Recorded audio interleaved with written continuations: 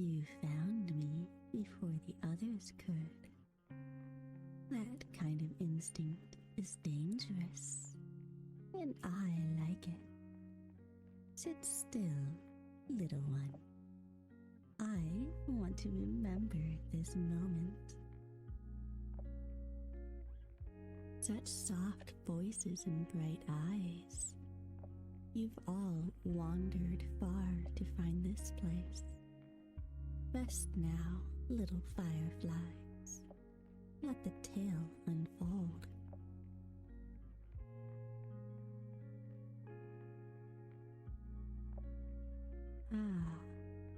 I felt the shift in the wind. So many souls guided here by moonlight and wonder. Come close. The story wants to be heard.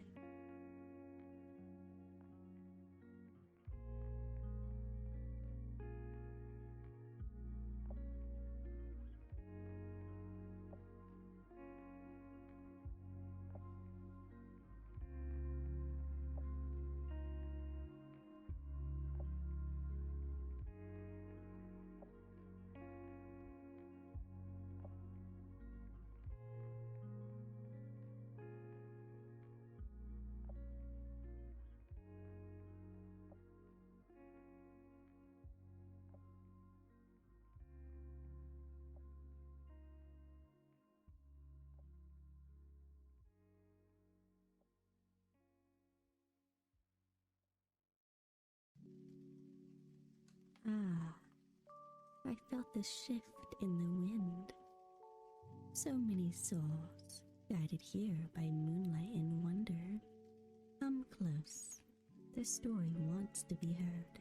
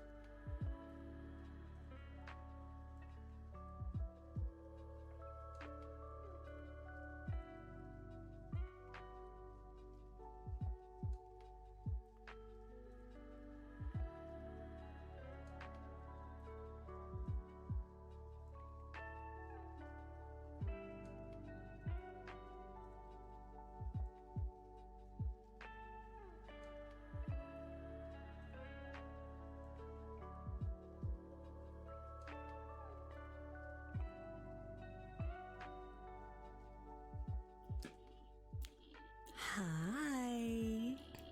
What, brain cell? You stole it for your collection again? Oh, that's fair. I possibly could have done that. Possibly. Oh wow, I have a 5-stream watch streak for myself on my other account. Look. Look at that.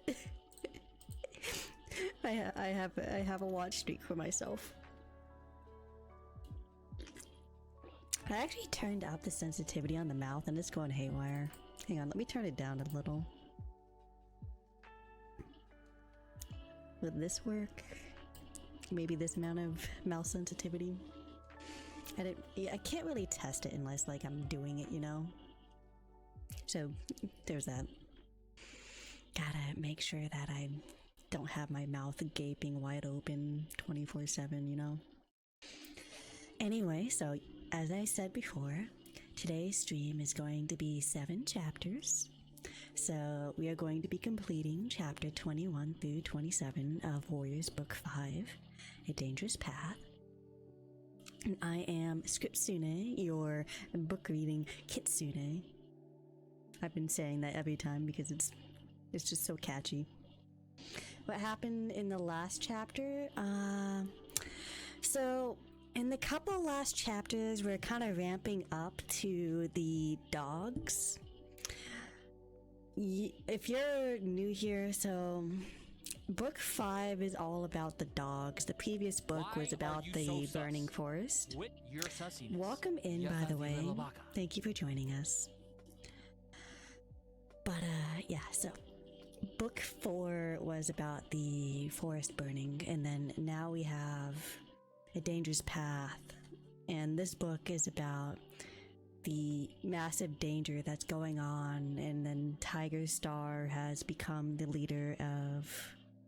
Please introduce myself.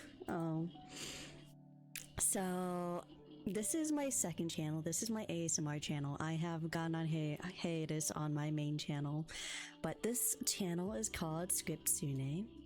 This model is called Suki, and it is a kitsune. So it's the play on the name for this channel is like about scripts and books, and because it's mostly about me like reading a bunch of different books and chapters and all that. Right now we've kind of been going through the first section of the Warriors Cat series, if you know what that is. Gonna regret this leads to today's question of the hour. What question? The what ditched me so babble? Oh, jackass. It bleeped out for me. You gotta love that. What storybook would help you fall asleep? Well, I don't know. It'd probably be like... some normal tales, or... I don't know. I normally get sleepy when I'm reading like boring stuff for like class. But I kind of do the whole book reading thing kind of for fun. And people enjoy it. Some people go EPs and fall asleep while I'm just, you know, saying these stories and all that. So what I do is I have these books actually in my hand. So you actually get to hear me doing the page turn as I read. So some people find that relaxing because like I take my time, I do it at a normal pace. Between each chapter, usually I'll take like a little short break, like of like 2 minutes, just so I can rest my throat real quick, get some tea, get some water, and then I dive into the next chapter. Usually I do 5 chapters each Friday. And I'm gonna tell you now, I still have like over 15 of the Warrior Cat series, but I already got the Ranger's Apprentice series for when I finished this one. I'm considering going up to 10 chapters, but I don't know yet. It takes about 2 hours to get through 5. Yes. Mabisuki is my main channel, but as I said, I'm on hiatus there. But, this one is the one I've been using just every Friday. My main channel is going to go under some changes once I get to it. It's probably going to take a while to actually get it back up and running. Usually I just play games on that channel, so this one's kind of just to relax and to have fun with just reading and just letting everyone hang out but not have to be forced to like interact or anything. So... FPS, hi, welcome in. If you were in my Discord, I had an announcement that I was going to switch this week's to Sunday because of holiday shenanigans. Yes, so it's ASMR. If you read the title, this is ASMR. You just joined, yeah, welcome in. Just stick with the Scriptsune till I can convince the jackass to get off the hiatus. Nah, you new to this? Well, I'm not doing a typical ASMR channel thing. Like, I'm not doing the redeems. I tried it out on my main channel and I decided that I wanted to make a secondary channel for ASMR. And I kind of really enjoyed when I did the first book of this series, and I kind of just went with it.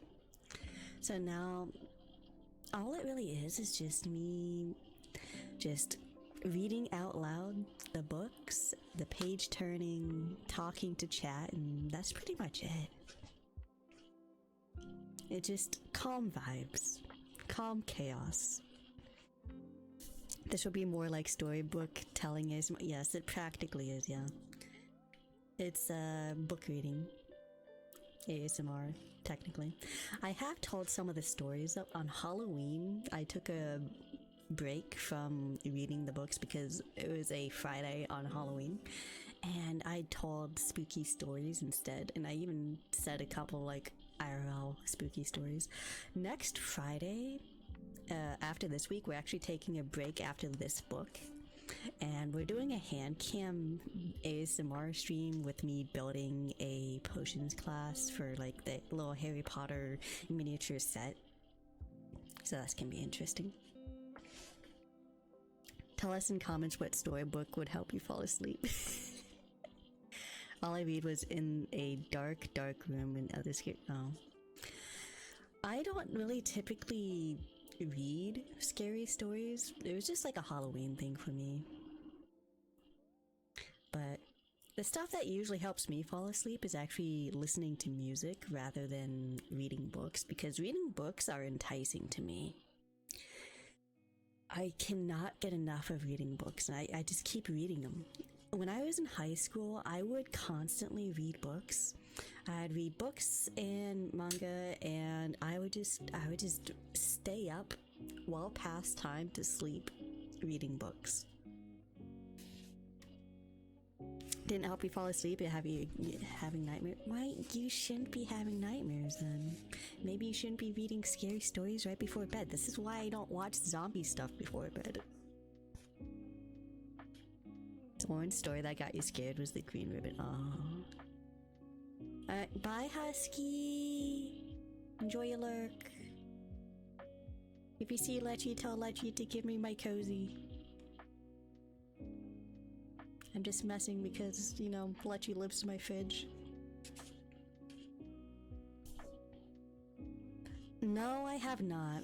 I do not typically read horror stories. I'm more into the fantasy genre with adventure and sometimes romance. When it comes to like manga, then it's like rom-coms and adventures and comedy. I typically don't go towards the scary end of things. So like The Little Mermaid. Well, if you know what Red Riding Hood and like Alice in Wonderland was actually like, yeah, no. They're like the actual stories are actually spooky. The real ones are spooky. And Little Red Riding Hood, the Little Red Riding Hood was actually the wolf. When it came to Cinderella, the stepsisters actually chopped off their toes to try and fit into the shoe. That is how desperate they were. Which is actually interesting because I think they based that on the Chinese tradition, because if you didn't know this, during like older Chinese history, they would chop off their toes to put them in their shoes. That was actually something they did. And I knew that before I found out about the whole Cinderella sister thing. Anyway, you also asked about what was in the previous chapters.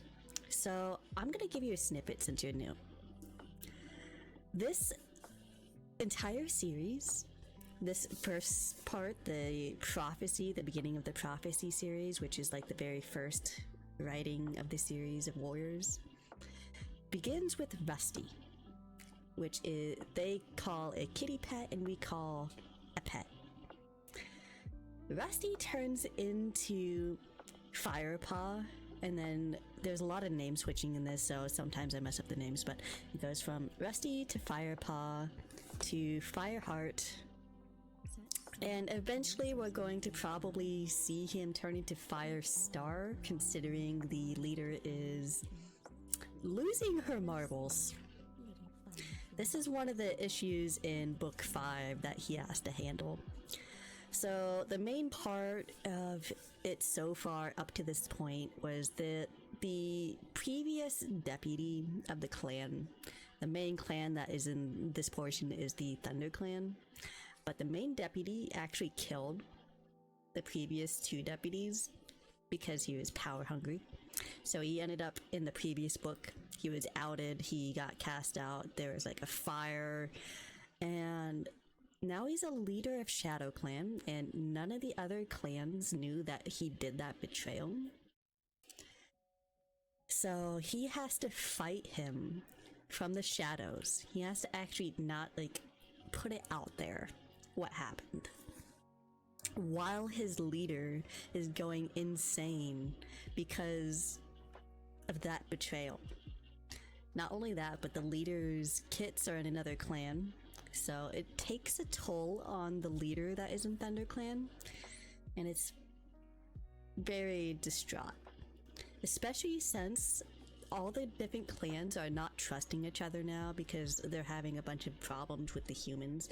Like in one of the previous books, the River Clan, which is kind of in the name, they kind of just live near the river, had issues with pollution when it came to humans. And when it comes to Shadow Clan, their area is full of like rats and stuff because of humans. And Wind Clan is its own kind of thing. It's kind of like very sheer and it's on like a high plateau. So they typically have to only get rabbits when they hunt. And because the forest burned down, the forest was actually Thunder Clan's territory. Thunder Clan is going to have a very, very harsh winter. So not only do we have problems between the clans, River Clan, which actually has the current leader's kits in it, has a new leader, and that leader actually hates the Thunder Clan. Wind Clan is very ungrateful for what Thunder Clan did for them, and they just kind of don't care. And because the betrayer, Tiger Claw, Tiger Star, you'll probably hear me say in this book, took over Shadow Clan, it's almost like an all-out war against Thunder Clan. And then they toss in this book the issue with the dogs. So at the very, very beginning, the prologue of this book, you hear them talk about the dogs getting released into the forest. The cats are not used to that. These dogs turned rabid. And right now we're at the point of them figuring out that the dogs are dangerous and that they need to actually defend against them. And we're gonna see if the other clans pitch in or not. I mean, that's probably gonna happen mostly in the next book, because this is a whole lot of build up to the danger. But we do have 7 chapters, so we're gonna see. And if we can get to that point, I have no clue what the ending of this is, because I've only ever in high school read up to book 3. So I am reading this for the first time. So I'm learning all this stuff and making assumptions and everything with everyone else in chat. But anyway, without further ado, I'm actually going to go ahead and start reading, and we're going to start on chapter 21.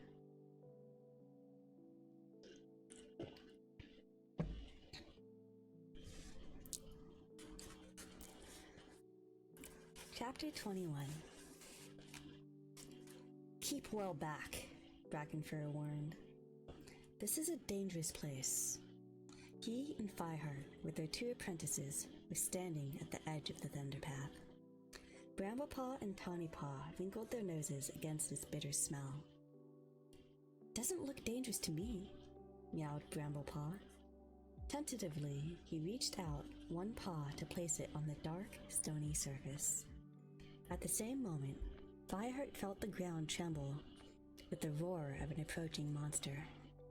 Get back, he snarled.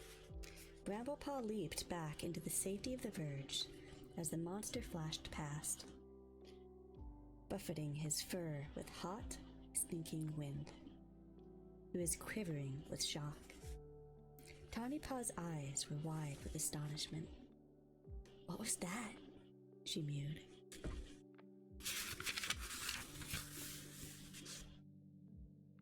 A monster, Fireheart explained. They carry 2 legs in their belly, but they never leave the Thunderpath, so you're quite safe, as long as you don't go towards it. He fixed Bramblepaw with a stern gaze. When a warrior tells you to do something, you do it. Ask questions if you like, but afterwards. Bramblepaw nodded, scuffling his paws. Sorry, Fireheart. He was already recovering from the shock. Fireheart had to admit that many more experienced cats would have been terrified to find themselves so close to a monster. Since they had left camp that morning, Bramblepaw had shown himself to be brave, curious, and eager to learn. Sandstorm, Graystripe, and Whitestorm had gone out on dawn patrol, while Fireheart and Brackenfur gave their apprentices the tour of the territory. Fireheart had found himself moving with extra stealth along the once familiar trails, haunted by shadows and afraid at any moment that he would come face to face with the dark presence in the forest. So as I explained before, the dark presence is the dogs, and they're kind of just figuring that out currently. He had kept well away from Snake Rocks, unwilling to risk that accursed place with 2 new apprentices. Soon, he knew he would have to do something about the threat that lurked there. But he was waiting until Lostface was well enough to tell them exactly what had attacked her. And deep down, Fireheart couldn't help wondering if, even when they knew, his warriors would be able to deal with it. What's over there? Tawny Paw flicked her tail at the part of the forest on the other side of the Thunderpath. That's ShadowClan territory, Brackenfur told her. Can you smell their scent? A chill breeze was carrying the scent of ShadowClan towards them. Bramblepaw and Tawny Paw opened their mouths to taste it. We've smelled that before, announced Tawny Paw. Oh? Brackenfur shot a startled glance at Fireheart. Darkstripe brought us to the border to meet our father, explained Bramblepaw. I spotted them. Fireheart wanted Brackenfur to know that this wasn't news to him. I suppose we can't blame Tigerstar for wanting to see them, he added, forcing himself to be charitable. Brackenfur didn't reply, but he looked faintly worried, as if he shared Fireheart's misgivings about Tigerstar's relationship with these ThunderClan kids. Can we go over there now and see our father? Tawny Paw asked eagerly. No, Brackenfur sounded shocked. Clan cats don't go into each other's territory. If a patrol caught us, there'd be big trouble. Not if we told him that we're Tigerstar's children, if we tell him that he's our father. Bramblepaw insisted. He wanted to see us last time.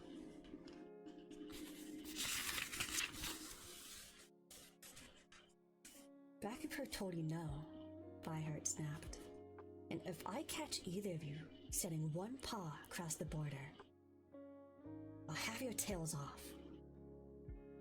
Tawny Paw jumped back as if she thought he was going to carry out the threat then and there. Bramblepaw's amber eyes searched Fireheart's face for several heartbeats. Fireheart, he mewed hesitantly. There's something else, isn't there? Why would no cat talk to us about our father? Why did he leave ThunderClan? Fireheart stared down at his apprentice. He couldn't see any way of avoiding such a direct question. Long ago, he had promised Goldenflower that he would tell her kids the truth. But he had hoped for a bit more time to think it out exactly what he would say. He exchanged a quick glance with Brackenfur, and the younger warrior murmured, If you don't tell them, some other cat will. He was right, Byheart realized. Time had come for him to fulfill his promise to Goldenflower. Clearing his throat, he knelt. All right, let's find a place to rest, and I'll tell you. He retreated several rabbit hops from the thunder path until he came to a dip in the ground, sheltered by a few clumps of fern, brown and broken now in the frosts of Leaf Bear. The two apprentices followed, their eyes wide and curious. Byheart checked that there was no smell of dog before settling down in a patch of dry grass, tucking his paws under his chest. Bracken fur remained at the top of the slope, keeping watch for danger from the dog or from some ShadowClan territory so close by.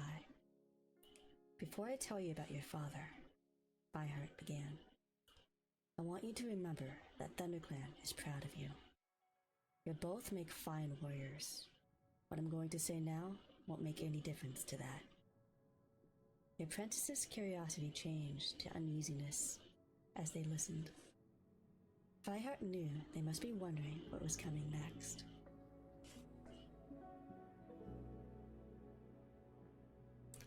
Part of you can't even unlurk, to which I'm still here.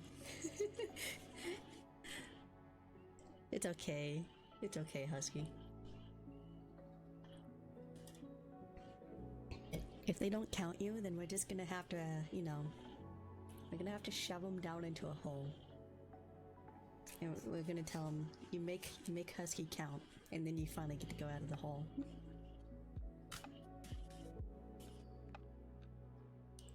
Alright. I hope you guys are ready for this, because if you're new, this is gonna be a little bit of a tidbit about these kits. And about Tiger Star that I was talking about earlier.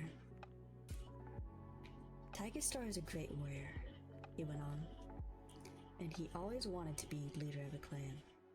Before he left ThunderClan, he was deputy. Bramblepaw's eyes glowed excitedly. And I'm a warrior. I'd like to be deputy too. Byheart's fur prickled at this evidence of his apprentice's ambition. So like Tiger Star's, be quiet and listen.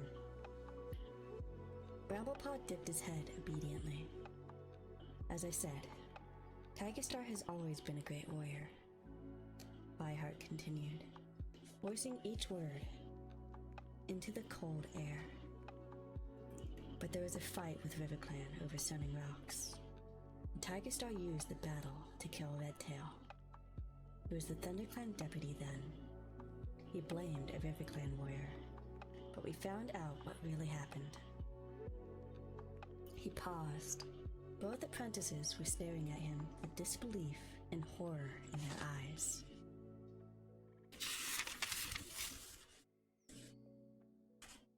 You mean he killed a cat of his own clan?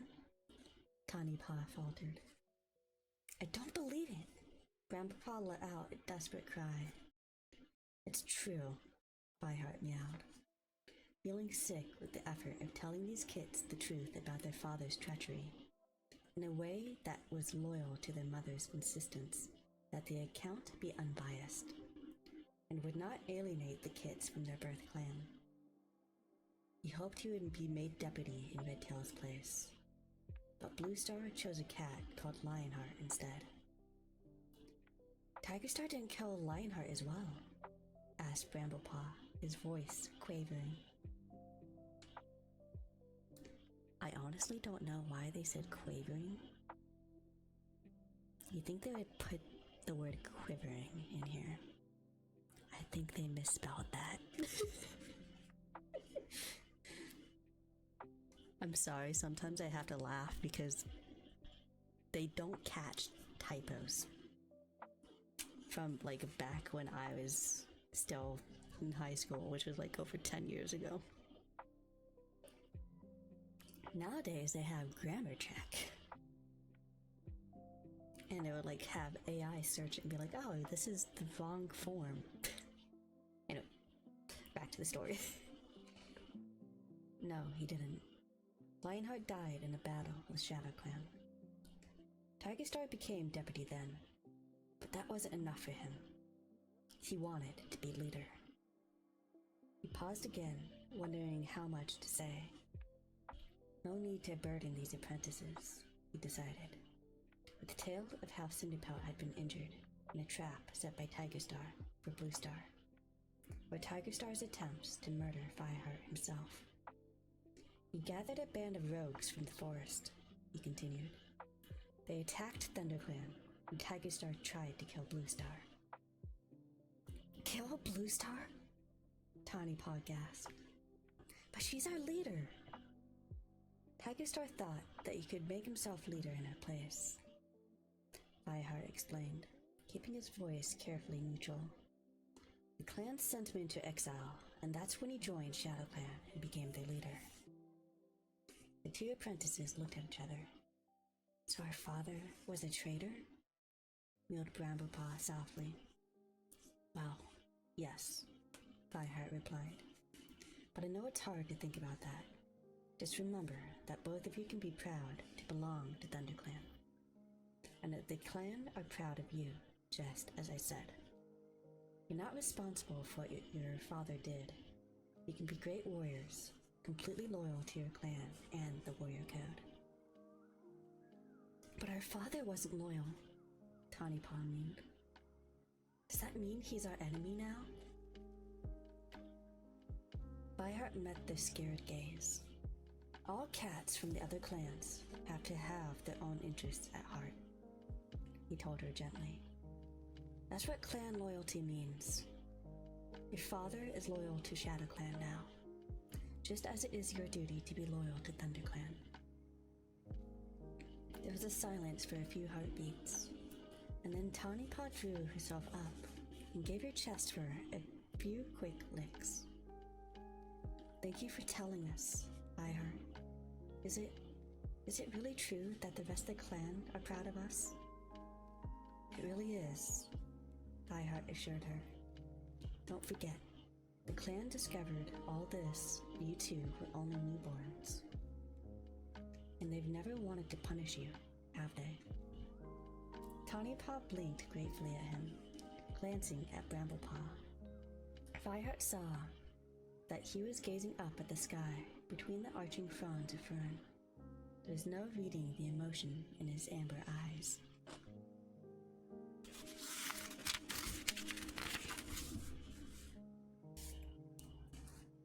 Bramblepaw, Fireheart meowed uneasily. The young cat did not respond. Wanting to reassure him, Fireheart went on. Work hard and be loyal to your clan, and no cat will blame you for what your father did. Bramblepaw's head whipped around. His eyes glared at his mentor with all the hostility that Fireheart had once seen in Tigerstar. He had never looked more like his father. But this is not true, is it? He hissed. You blame us. I don't care what you're saying now. I've seen the way you look at me. You think I'll be a traitor just like he was. You'll never trust me, whatever I do. Fireheart stared at him, unable to deny the young cat's accusations. For a few heartbeats, he had no idea what to say. While he hesitated, Bramblepaw sprang to his paws and blundered through the ferns to the top of the hollow where Brackenfur was waiting. Tawny Paw cast one scared look at Fireheart and scurried after her brother. Fireheart heard Brackenfur meow. Ready to go? Let's head along the border up to 4 trees. He paused and called out. Fireheart, are you ready? Coming, Fireheart replied. His heart was heavy as he rose and followed the apprentices. He had managed to explain to them the true meaning of loyalty, or had he simply succeeded in pushing them further away from ThunderClan and from him? As he and Brackenfur led the apprentices back through their territory, Fireheart kept watch for any signs of the mysterious evil in the forest. He saw nothing Though no unusual scents and no sign of scattered prey.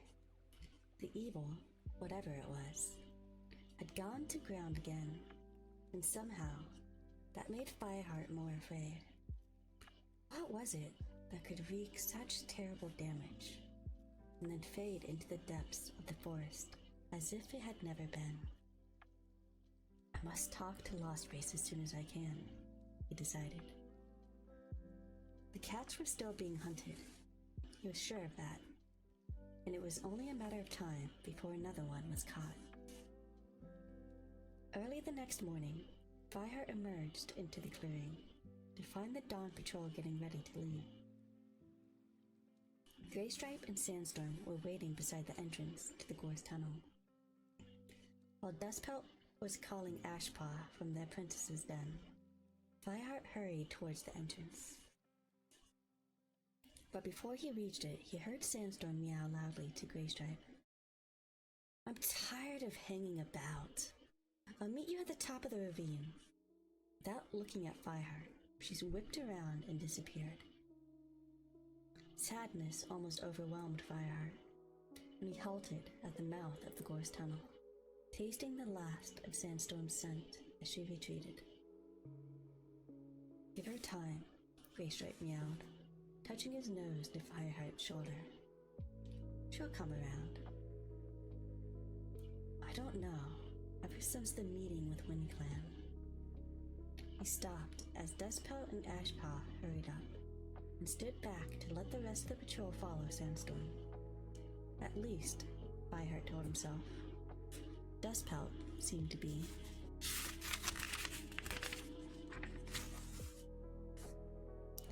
Reconciled to Graystripe's return, to the extent of going on patrol with him. Perhaps time was all his friend would need to truly be a part of the clan again. Fireheart padded across the clearing to Cinderpelt's den. Lostface was seated in a patch of sunlight, with Cloudtail beside her, gently washing her. The wound along her side was healing cleanly, and her ginger white fur was beginning to grow back. And as he approached, Fireheart thought for a single heartbeat that she was almost back to normal. Then she lifted her head, and for the first time he saw the damaged side of her face without its covering of cobwebs. Freshly healed scars were stretched across Lostface's cheek, bare flesh where no fur would ever grow. Her eye was gone, and her ear was reduced to a few shreds. Fireheart realized how dreadfully apt the name Lostface was, and remembered her as she had been before. Bright and lively, anger burned deep in his belly. Somehow, he must drive this evil out of the forest. Lostface let out a faint whimper as Fireheart approached, and shrank closer to Cloudtail. It's okay, Cloudtail mewed softly. It's only Fireheart. Looking up at his former mentor, he explained, You came up on her blind side. She's scared when cats do that, but she's getting better every day. That's right, agreed Cinderpelt, emerging from her den, limping over to Fireheart so she could speak to him without Lostface overhearing. She went on. To be honest, there's not much more I can do for her. She just needs time to get strong. How long? Fireheart asked. I need to talk to her. And it's time Cloudtail was going back to his warrior duties. I know Sandstorm wants him for her hunting patrol. He gave his kin a sympathetic glance, still admiring him for his loyalty to Lostface. Cinderpelt shrugged. I'll have to let Lostface decide when she feels ready to leave my den. Have you thought about what's going to happen to her now? Fireheart shook his head. Officially, she's a warrior. Do you think she'd be happy among your ruffians in the warrior's den? Cinderpelt let out a mew of exasperation. She still needs someone to look after her. I think she could go and live with the elders, at least while she's getting stronger. It was Cloudtail who spoke. He had padded over to join Fireheart and the medicine cat. Speckletail is still grieving in the elder's den for Snowkit. It'd do her good to have another cat to care for. That's a brilliant idea, Fireheart meowed warmly. I'm not sure, Cinderpelt objected. What's Speckletail going to think? You know how prickly and proud she is. She won't like the idea that you're doing her a favor by trying to distract her from Snowkit's death. Leave Speckletail to me, Fireheart meowed. I'll tell her that she's doing me a favor by looking after Lostface.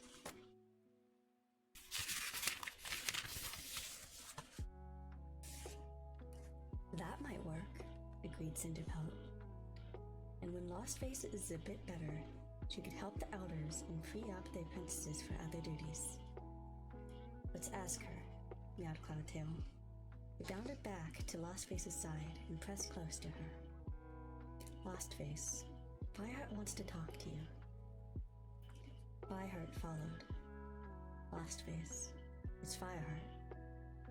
Her ravaged face turned slowly towards him. You'd like to go and stay with the elders for a while, he suggested. It would be a load off my mind if you could help look after them. The apprentices have too much to do as is. Lostface gave a nervous start and looked at Cloudtail with her one good eye. I don't have to, do I? I'm not an elder. Cloudtail pressed his muzzle against her wounded face. No one will make you do anything you do not want to do. But you'd be doing me a favor, Fireheart added quickly. Speckletail's still grieving for Snowkit. It will do her good to have a young, energetic cat around. As Lostface still hesitated, he went on. It's just until you get your strength back. And when you're strong again, I'll help you train. Cloudtail added. I'm sure you'll be able to hunt with your good eye and ear. It'll just take a bit of practice. Lostface's eye began to glow with hope, and she nodded slowly. All right, Fireheart. If that's the best way I can be useful. It is, I promise. And Lostface. Fireheart crouched down beside her and gave her a reassuring lick. Is there anything you can tell me about that day in the forest? Did you see what attacked you? Lostface's flicker of confidence died, and she shrank back against Cloudtail again. I don't remember, she whimpered. I'm sorry, Fireheart, I don't remember. Cloudtail licked her head comfortingly. It's all right. You don't have to think about it now. Fireheart tried to hide his disappointment. Never mind. If you do think of anything, tell me right away. I'll tell you one thing, Cloudtail growled. When we find out who did this to her, I'll make crow food out of them. I promise you that.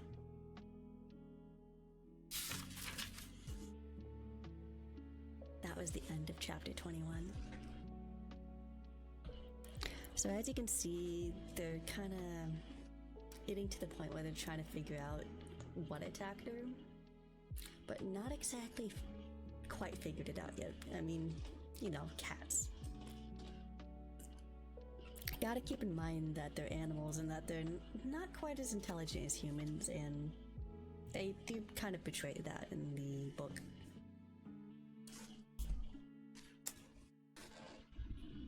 I'm gonna go ahead and switch over and do chapter 22. Chapter 22. A full moon crossed the sky, behind thin wisps of cloud, as Bluestar led her warriors to the gathering. Fireheart was already uneasy.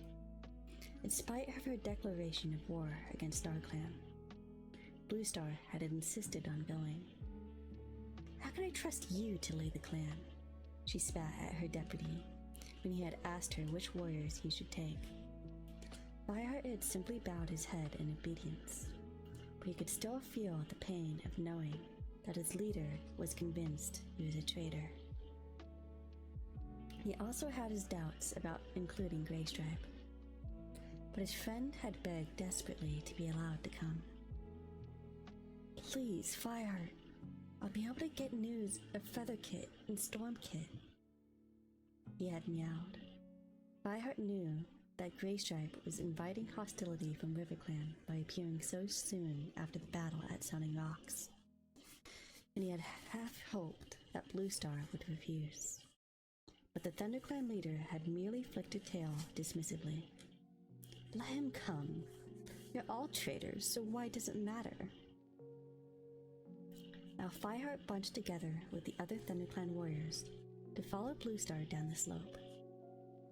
As they emerged into the hollow, the first thing he saw was Tigerstar and Leopardstar sitting side by side, watching approvingly as the group of their apprentices scuffled playfully with each other. Fireheart's fur crawled as he saw those two together. He still had no evidence that Tigerstar was plotting revenge on his former clan, but Leopardstar would certainly be feeling hostile after her clan's defeat at Sounding Rocks. "You've done a good job there," meowed Leopardstar to her companion. "Those are strong young cats, and they've learned their fighting moves well."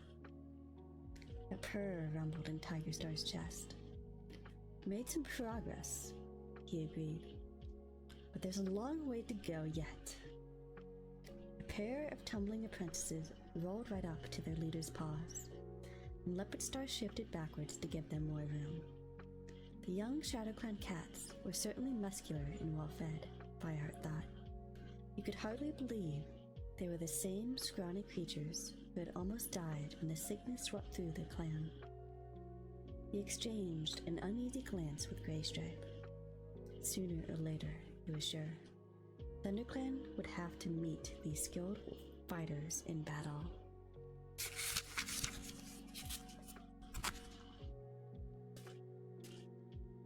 At a word from Tigerstar, the apprentices stopped their playful skirmish and sat up, licking their ruffled fur. The two leaders began to make their way towards the great rock. Fireheart spotted Bluestar already waiting at its base, but he couldn't see Tallstar, the WindClan leader. As the ThunderClan cats dispersed to meet the warriors in the other clans, you noticed Graystripe hurrying up to a plump of bracken-colored she-cat, and caught the scent of RiverClan from her. Fireheart felt a pang of anxiety as he watched his friend. He trusted Graystripe absolutely, even though he would always have one paw in RiverClan while his kits were there. But several ThunderClan warriors would doubt his loyalty if they saw him so eager. Hang on, I'm gonna drink some tea real quick.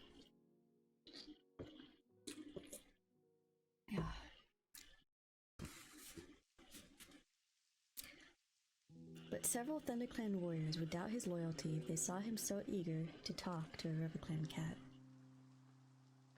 "Mosspelt, how are you?" Graystripe greeted the she-cat. "How are Featherkit and Stormkit?" "Featherpaw and Stormpaw now," replied Mosspelt proudly. "They've just been apprenticed." "That's great!" Graystripe's yellow eyes were glowing as he turned to Fireheart. "Did you hear what Mosspelt said? My kits are apprentices now." Glanced around. "They're not here, are they?" Mosspelt shook her head. "They're too nearly apprenticed for that. Maybe next time. I'll tell them you were asking after them, Graystripe." "Thanks." Graystripe's excitement faded and was replaced by anxiety. What did they think when I didn't come back from the battle? "Once they knew you weren't dead, they coped well," replied Mosspelt. "Come on, Graystripe. It wasn't much of a shock. Every cat in RiverClan knew you would go back eventually." Graystripe blinked in surprise. "Really?" "Really. All the time you used spent mooning around on the border or looking across the river. All the stories you told those kits about what you and Fireheart used to get up to when you were apprentices. It wasn't hard to see that your heart had never left ThunderClan." Graystripe blinked again. I'm sorry, Mosspelt. Nothing to be sorry for, retorted Mosspelt briskly. And you can be sure that your kids will be well cared for. I'll keep an eye on them. And Mistyfoot and Stonefur are mentoring them. They are? Graystripe's eyes lit up again. That's great. Fireheart felt a pang of misgiving. Mistyfoot and Stonefur were both fine warriors, but he wondered why they had agreed to mentor Graystripe's kids. Mistyfoot had been a good friend to their mother, Silverstream, and so she might be expected to take an interest. But she and her brother had reacted with such hostility when he told them that Bluestar was their mother, that Fireheart was surprised they wanted anything to do with the kids who were half ThunderClan. Or was it possible that they wanted to teach the kids to be especially hostile towards their father's clan?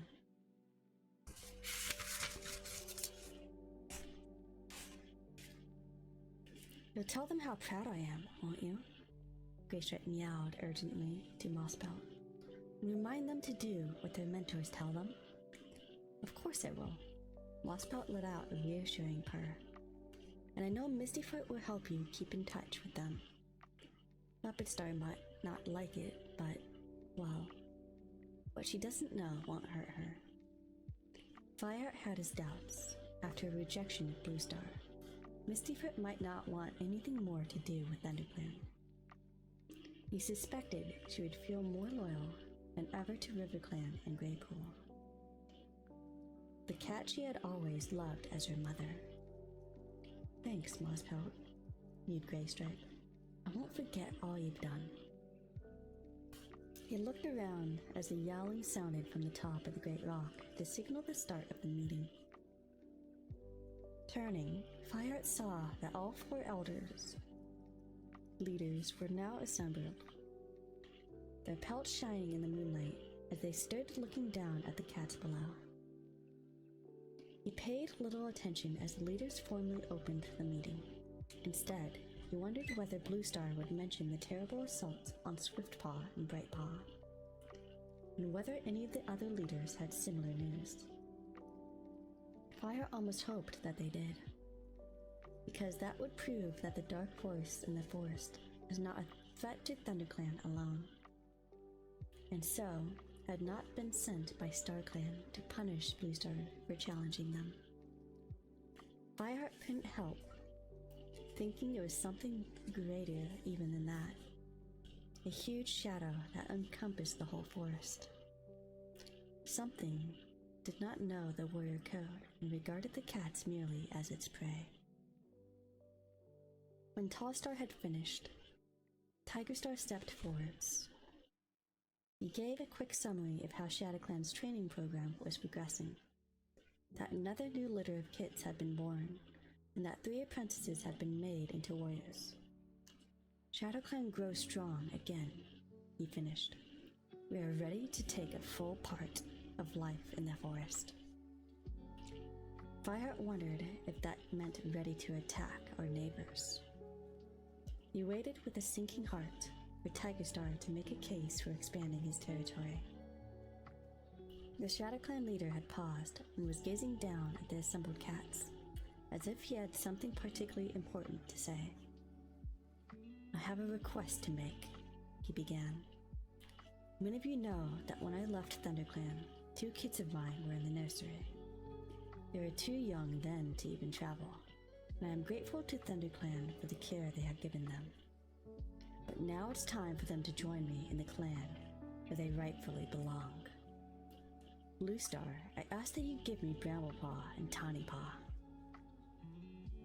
Yowls of protest from ThunderClan warriors broke out before Tigerstar had finished speaking. Fireheart was too stunned to join in. He had been concerned all along that meeting his kits at gatherings would not be enough for Tigerstar, but he had never expected a public demand for the kits to be handed over to ShadowClan. Bluestar drew herself up and waited for the noise to die away before she replied. Certainly not, she meowed. These are ThunderClan kits. They are apprenticed now, and they will stay where they belong. In ThunderClan? Tigerstar challenged her. I think not, Blue Star. The kits belong with me, and my warriors will take care of their apprentice training. By that argument, Fireheart thought, Graystripe's kits should be returned to ThunderClan. Although he guessed that Blue Star wouldn't want to reopen that debate with RiverClan, he was relieved to see that Blue Star was not going to back down easily.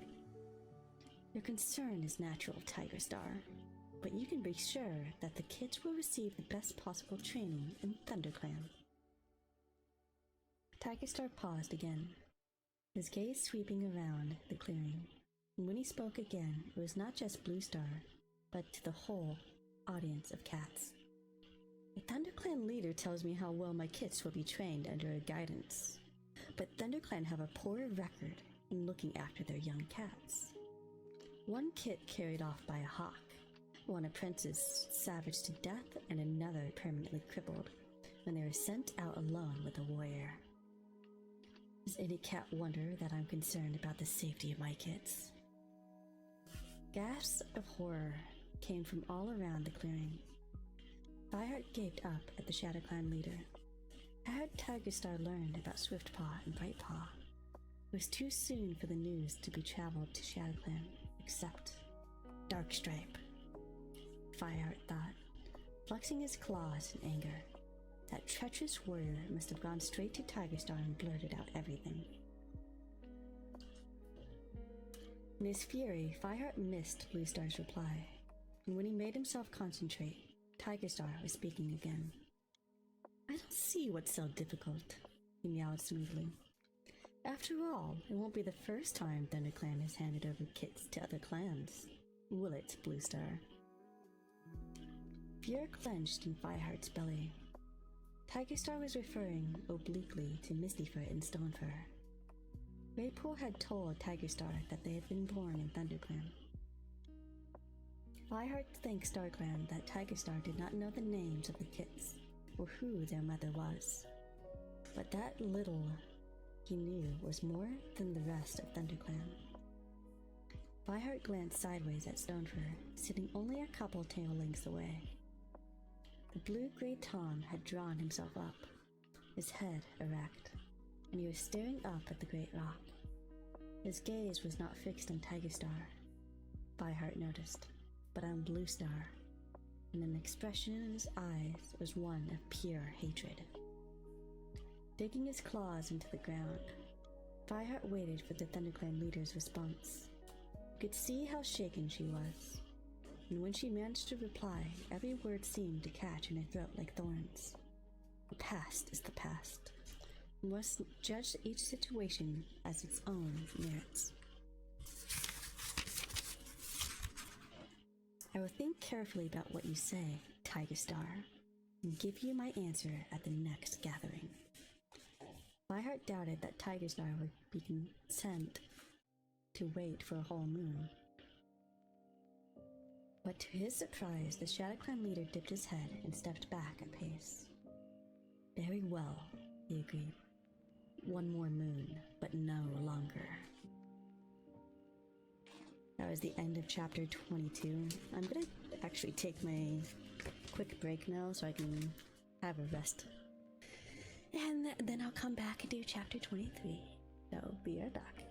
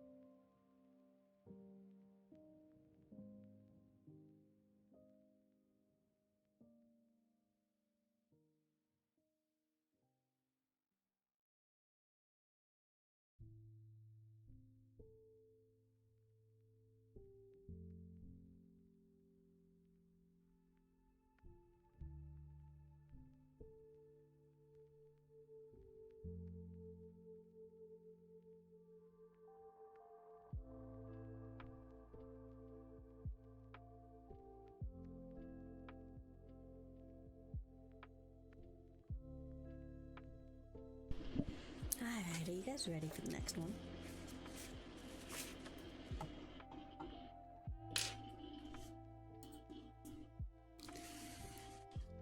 Chapter 23. Fireheart padded warily through tall pines towards the two-lake place. Heavy rain had fallen the night before, so that the wet ash and the burned debris clung to his paws. All his senses were alert, not for prey, but for any sign that the dark threat in the forest would emerge to attack a small group of cats, as it had attacked Swiftpaw and Lostface. The injured she-cat was following Fireheart now, with Cloudtail at her side, while Graystripe brought up the rear, watching for anything that might come upon them from behind. They're on their way to visit Cloudtail's mother, Princess. The young warrior had insisted on bringing Lostface with them. "We have to leave camp sooner or later," he meowed. "Not going anywhere near Snake Rocks. I'll make sure that you are safe."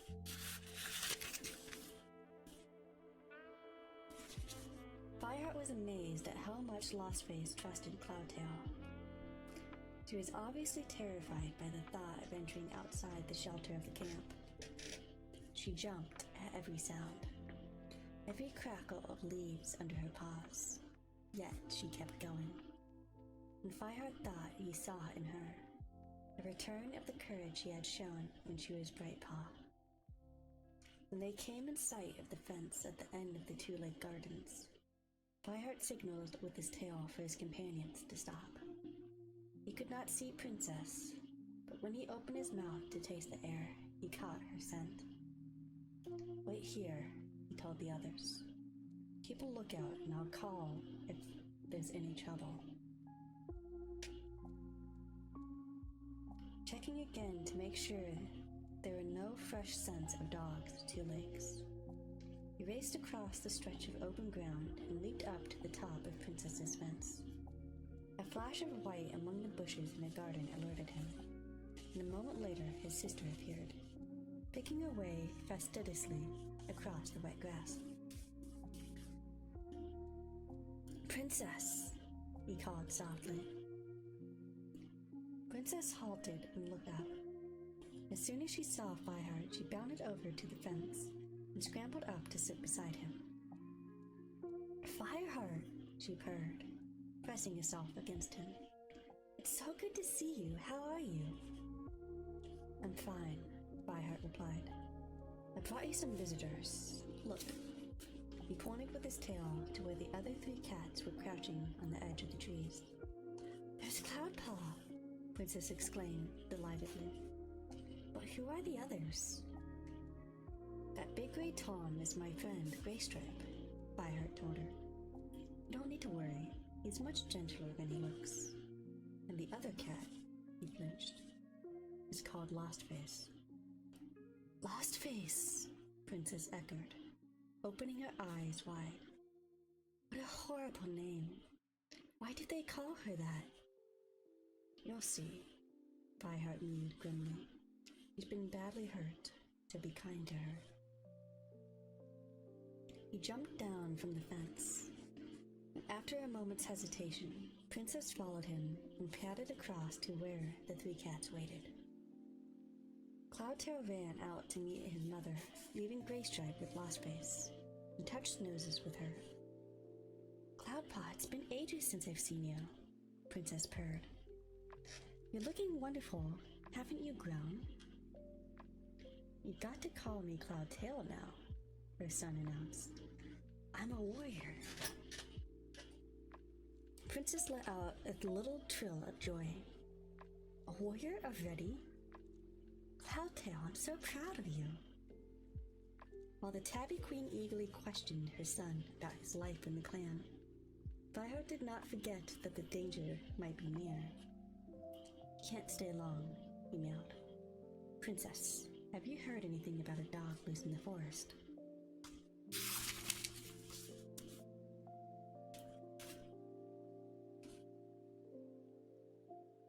Princess turned to him, her eyes wide and scared. "A dog? No, I don't know anything about that." "I think that might have been what Two Legs were looking for that day Sandstorm and I met you in Tall Pines. Fireheart went on. I don't think you should come into the forest alone anymore. Not for the time being, anyway. It's too dangerous. Then you're in danger all the time, mewed Princess. Her voice rose in distress. Oh, Fireheart. There's nothing for you to worry about. Fireheart tried to sound confident. Just stay in your garden. The dog won't bother you there. But I worry about you, Fireheart, and Cloudtail. You haven't gotten dust to... Oh. Princess had just caught sight of Lost Face's damaged side and could not restrain a squeak of horror. Lost Face heard her and crouched closer to the ground, uneasiness showing in her bristling fur. Come and meet Lost Face, Cloudtail meowed, giving his mother a hard stare. Nervously, Princess took a few paces that brought her to where Graystripe and Lost Face waited. Graystripe nodded to her in greeting, and Lost Face gazed up at her with her one good eye. Oh my goodness, whatever happened to you? Princess blurted out, her paws working on the ground. Lost Face went out to tackle the dog, Cloudtail answered. She was very brave. And it did that to you? Oh, you poor thing. Princess's eyes were huger still, as she took in the full horror of Lost Face's injuries. The ravaged face, the lost eye, and the shredded ear. And the same thing could happen to any of you. Fireheart gritted his teeth. His sister was saying all the wrong things, and Lost Face was gazing at her with deep sadness in her remaining eye. Cloudtail pressed his flank against her and nosed her comfortingly. It's time we're going, Fireheart decided. Cloudtail just wanted to give you his news. You better get back to your garden. Yes, I will. Princess backed away, her eyes still fixed on Lost Face. You'll come and see me again, Fireheart. As soon as I can, he promised, and added silently, alone. Princess retreated another pace or two, and turned and dashed for her fence, swarming up it and pausing briefly on the top to meow. Goodbye, before vanishing into the safety of her garden. Cloudtail let out a long breath.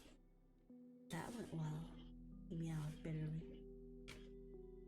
Can't blame Princess, Fireheart told him. She doesn't really understand what clan life is all about. She's just seen some of the worst of it, and she doesn't like it. Graystripe grunted. What can you expect from a kitty pet? Let's go home.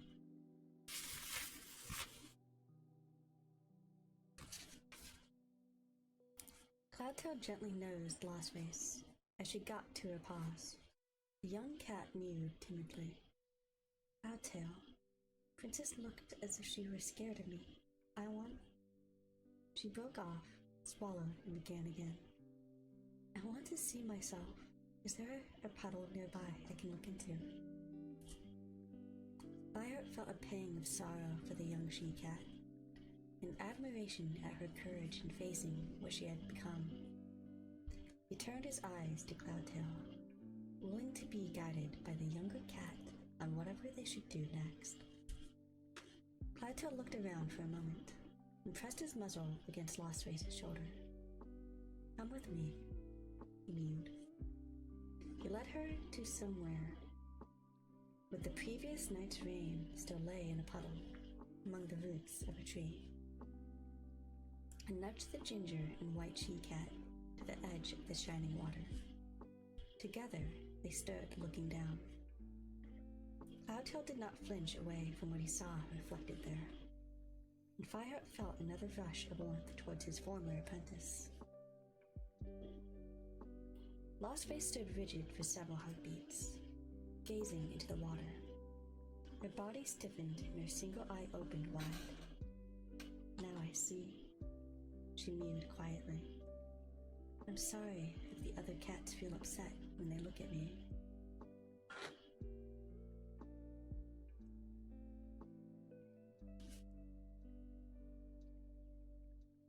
Fireheart watched as Cloudtail turned her away from the terrible sight and covered the injured side of her face with slow, gentle licks.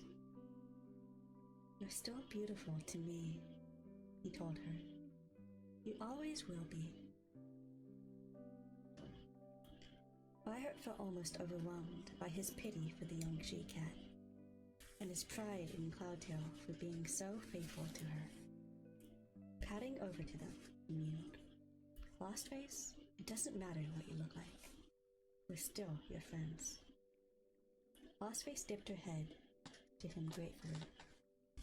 Lostface, Cloudtail spat suddenly. The venom in his voice startled Fireheart. I hate that name, he hissed. What right does Bluestar have to remind her of what happened every time a cat speaks to her?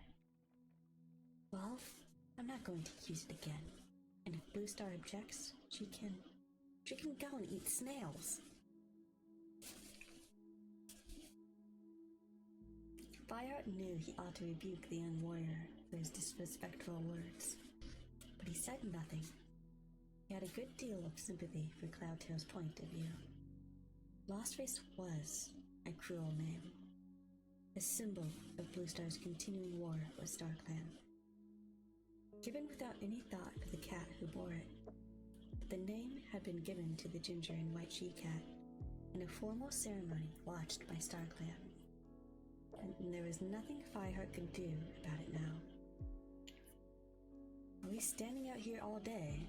Graystripe asked. Fireheart heaved a sigh. No, let's go. The time was coming when he and his warriors would have to confront what had turned them into prey in their own territory.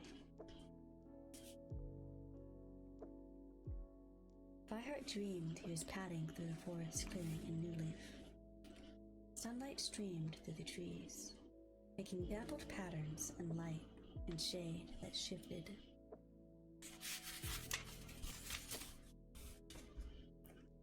As the leaves stirred in the breeze, he paused and opened his mouth so that he could taste the air. Very faintly, he made out a familiar sweet scent, and a quiver of happiness ran through him. Spotted Leaf? He whispered. Spotted Leaf, are you there? For a moment, he thought he could see bright eyes shining at him from the depths of the clump of ferns. Warm breath caressed his ear, and a voice murmured, Fireheart, remember that the enemy that never sleeps. But then his vision faded, and he woke up to find himself in the warrior's den, with the cold light of a day and leaf bear striking him through the branches. Still clutching at the last shreds of his dream, Fireheart stretched and shook scraps of moss from his fur. It was several moons since Spotted Leaf had first warned him to beware of the enemy that never slept. That had been shortly before Tigerstar attacked the ThunderClan camp with his band of rogues. Just when Fireheart had hoped that the treacherous deputy exile had sent him away for good. The thought of Tigerstar reminded Fireheart of the most recent gathering. There's no doubt now that the former deputy wanted Bramblepaw and Tawnypaw, and in spite of what he said to Bluestar, Fireheart was sure that he would not be prepared to wait, even though Fireheart was not surprised at Tigerstar's demand. There would be no question of handing them over. Part of Fireheart would have been relieved to see them go, to put an end to his own feelings of mistrust and guilt. But these were ThunderClan kids, and the warrior code demanded that the clan should do everything to keep them. A rustle in the bedding behind him told Fireheart that Sandstorm was waking up. He cast an uneasy glance at her. Sandstorm, he began. The ginger she-cat glared at him as she shook herself and stood up. I'm going hunting, she spat. That's what you want, isn't it? Without waiting for a reply, she padded across the den and prodded Dustpelt. Come on, you lazy furball, she meowed. All the prey would die of old age before you get out there. I'll find Cloudtail for you, Fireheart offered hastily, and slipped out of the den. Sandstorm clearly wasn't going to welcome any attempt to be friendly. The day was gray and cold. Oh. Well, bot just got banned by SiriBot. Good job. The day was gray and cold. As he paused to taste the air, a drop of rain stung him in the face. On the far side of the clearing, Bramblepaw and Tawnypaw were sitting with the other apprentices outside the den. Bramblepaw, I'll take you hunting later, Fireheart called. His apprentice got to his paws, dipped his head in acknowledgement, and sat down with his back to Fireheart. Fireheart sighed. Sometimes it felt as if every cat in the clan had a reason to dislike him. He headed for the Elder's den, guessing that Cloudtail would be with Lostface. Even though that the injured cat had been in the Elder's den for a few days now, Cloudtail still spent all his spare time with her. When Fireheart reached the burnt-out shell of the fallen tree where the Elders lived, he saw the white Tom seated near the entrance to his den. His tail was curled around his paws while he watched Now I'm just messing up more. While he watched Lostface gently exclaiming, Dabbitail's pelt for ticks. Exclaiming? Examining. Is she okay? Fireheart murmured, his voice so low that Lostface could not hear him. Of course she's okay, another voice snapped. Fireheart turned to see Speckletail. The desolate look she had worn since Snowkid's death had vanished. Her temper clearly had not softened, but her eyes glowed with affection as she looked at Lostface. She's a fine young cat. Have you found out what hurt her? Fireheart shook his head. It's a real help that you can look after her, Speckletail, he meowed. Speckletail sniffed. I sometimes get the feeling she thinks she has to look after me. She looked sharply at Fireheart, and she was saved from having to answer by one eye. Did you want something, Fireheart? Asked the elderly pale gray she-cat, looking up from her washing. I was looking for a Cloudtail. Sandstorm's ready to go out hunting. What? Cloudtail sprang to his paws. Why didn't you say so? She'll claw my ears off if I keep her waiting. He dashed off. Mouse brain, muttered Speckletail, but Fireheart suspected that she was as fond of the young warrior as well as the elders. Saying goodbye to Lostface in one eye, he padded into the clearing in time to see Sandstorm leading at the head of her hunting patrol. Windowface was saying goodbye to them, gazing proudly at her foster kid. You'll be careful, won't you? She mewed anxiously. None of us know what's out there. Don't worry, Cloudtail flicked her affectionately with his tail. If we meet the dog, I'll bring it back for fresh kill. At the entrance to the camp, the patrol passed Longtail on his way in. The pale warrior was shaking as if with cold. His eyes were staring.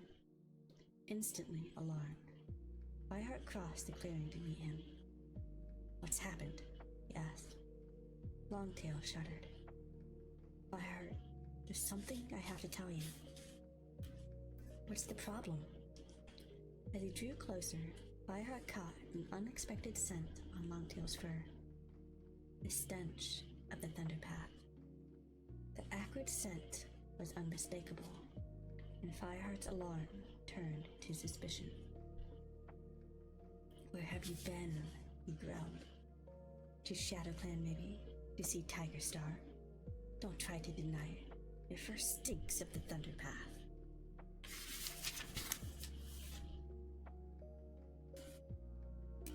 Fireheart, it's not what you think. Longtail sounded worried. Okay, I did go that way. But I didn't go anywhere near Shadow Clan. I went to Snake Rocks. Snake Rocks? What for? Fireheart wasn't sure that he could believe anything the Pale Warrior told him. I've sent a Tiger Star there, Longtail explained. 2 or 3 times lately. And you didn't report it? Fireheart felt his fur bristle with fear. A cat from another clan on our territory. A murderer and a traitor. What's more, and you didn't report it? I thought, stammered Longtail. I know what you thought, Fireheart snarled. You thought, this is Tiger Star. He can do what he likes. Don't lie to me. You and Darkstripe were his allies when he was in ThunderClan. And you're still his allies now. It was you or Darkstripe who told him about Swiftpaw and Lostface. Don't try to deny it. It was Darkstripe. Longtail scuffled the dry earth with his paws, so that traitor could accuse Bluestar of negligence in front of the entire gathering, Fireheart concluded grimly. So you could help him steal a couple of apprentices from this clan. That's it, isn't it? You're plotting for Tiger Star to steal his kids.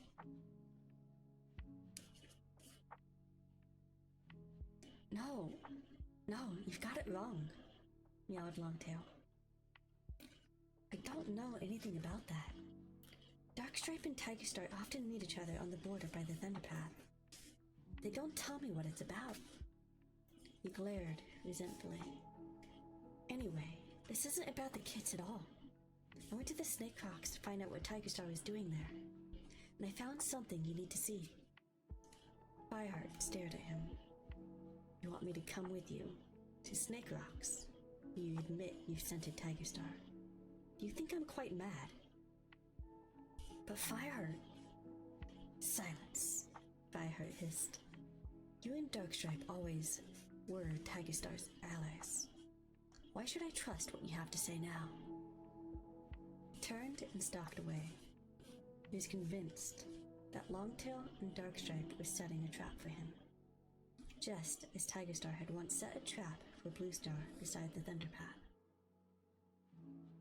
If he were mouse-brained enough to go with Longtail to Snake Rocks, he might never come back. Found that his paws had taken him to the Medicine Cat's clearing. As he brushed through the ferns, Cinderpelt put her head out in the cleft of the rock. Who? Fireheart! What's the matter? Fireheart halted, trying to get his anger under control. Cinderpelt's blue eyes widened in consternation? That's an interesting word. What the fuck did... Hold up. I'm gonna Google this. What the fuck does that word mean?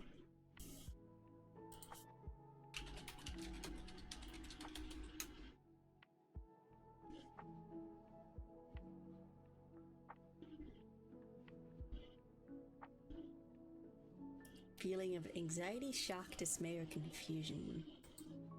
That's a long fucking word to use in a book that is not meant to be read by fucking college students. It's meant to be read by teenagers. What? Okay. I'm sorry, that threw me off. I didn't even know what that word meant. I don't think that a kid... I don't think like a fucking 14-year-old is gonna know what that word is. Anyway, back to reading whatever the fuck that word is. Cinderpelt's blue eyes widened in consternation. She padded to his side and pressed her gray flank against him. Steady, Fireheart. What got you worked up like this? It's just... Fireheart flicked his tail towards the main clearing. Longtail. I'm convinced he and Darkstripe are plotting against the clan.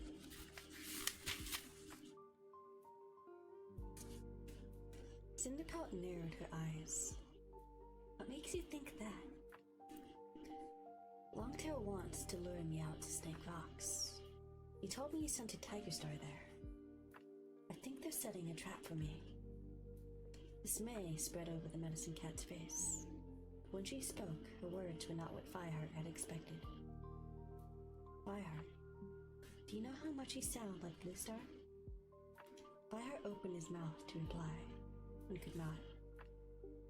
What did Cinderpelt mean? He was nothing like Blue Star. With her irrational fears that every cat in the clan was trying to betray her. Or was he? He forced himself to relax, letting the fur on his shoulders lie flat again. Come on, Fireheart, Cinderpelt urged.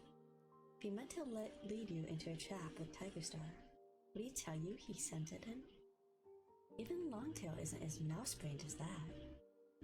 I suppose not, Fireheart admitted reluctantly.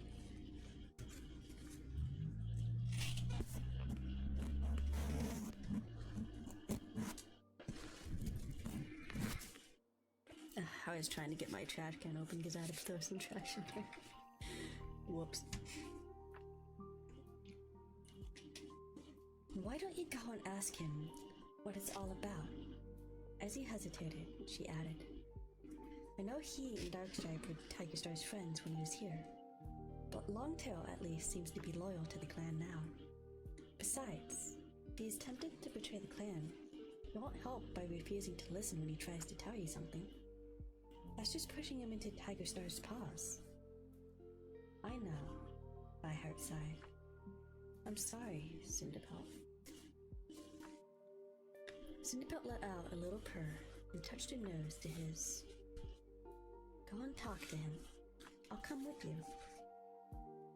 Bracing himself, Fireheart headed out into the clearing again, looking around for Longtail. A chill ran through him as he realized that he might have already driven the pale warrior out in search of Tiger Star. But when he checked the warrior's den, he was there, crouched in a huddle with Whitestorm. Whitestorm, you've got to listen to me. Longtail was meowing as Fireheart and Cinderpelt entered. There was a real fear in his voice. Fireheart thinks I'm a traitor, and he won't have anything to do with me. Well, seems like you've been meeting Tiger Star and telling him our news, Whitestorm pointed out reasonably. Not me. Darkstripe, Longtail protested. Whitestorm shrugged, as if he weren't interested in arguing. Alright, go on. What's the problem? There are dogs living at Snake Rocks, Longtail blurted out. Dogs? Have you seen them? Fireheart interrupted. Both his warriors looked up as he padded over to them, with Cinderpelt just behind. You're sure you want to hear? Longtail said accusingly. You're not going to charge me with plotting again, are you? I'm sorry about that, Fireheart mewed. Tell me about the dog.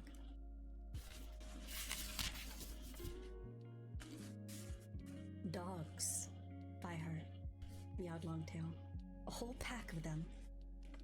Fireheart's blood turned to ice at the word pack, but he said nothing. And Longtail went on. I told you I sent a Tiger Star over at Snake Rocks. I thought I should warn him about the danger there. And I wanted to know what he was doing so far in Thunder Clan territory. Well, I found out. He shuddered. Go on, Fireheart urged. Realized how wrong he had been. Longtail really did have important news to report. You know the caves? Longtail meowed. I was just coming up to them when I saw Tiger Star, but he didn't see me. Thought he was stealing prey at first, because he was dragging a dead rabbit along. but he left it on the ground, just outside the cave entrance. He broke off, his eyes clouding with terror, as he saw again something unseen by the other cats. And then, Whitestorm prompted. Then this creature appeared out of the cave. I swear, it was the biggest dog I've ever seen. Forget the stupid things that come with two legs. This was huge. I only saw its front paws and its head, enormous, slavering jaws. You've never seen such teeth. Longtail's eyes were wide with the memory of fear. It snatched the rabbit and dragged it into the cave, he continued. And then the howling and barking started. It sounded as if there were more dogs in there, all fighting over the rabbit. It was hard to understand what they were saying, but I think they were saying, pack, pack, and kill, kill. Fireheart stiffened, every limb locked in terror, and Cinderpelt mewed quietly. Those were the words in my dream. And what Lostray said, Fireheart added. He knew, at last, that what terrible creatures had attacked the young she-cat. He remembered that StarClan had warned Bluestar about a pack. Longtail had discovered the true nature of the evil in the forest. The force that had turned the cats into prey, the hunters into hunted. Not a single dog separated from its two legs, but a whole pack of savage creatures. Fireheart could not imagine where they had come from, but he knew that StarClan would never have unleashed such destruction and risked the balance of life in the whole forest. And you say Tigerstar fed these dogs? He questioned Longtail. But what does he think he's doing? I don't know, the pale warrior admitted. When he dropped the rabbit, he jumped on top of the rock. I don't think the first dog saw him, then he went away.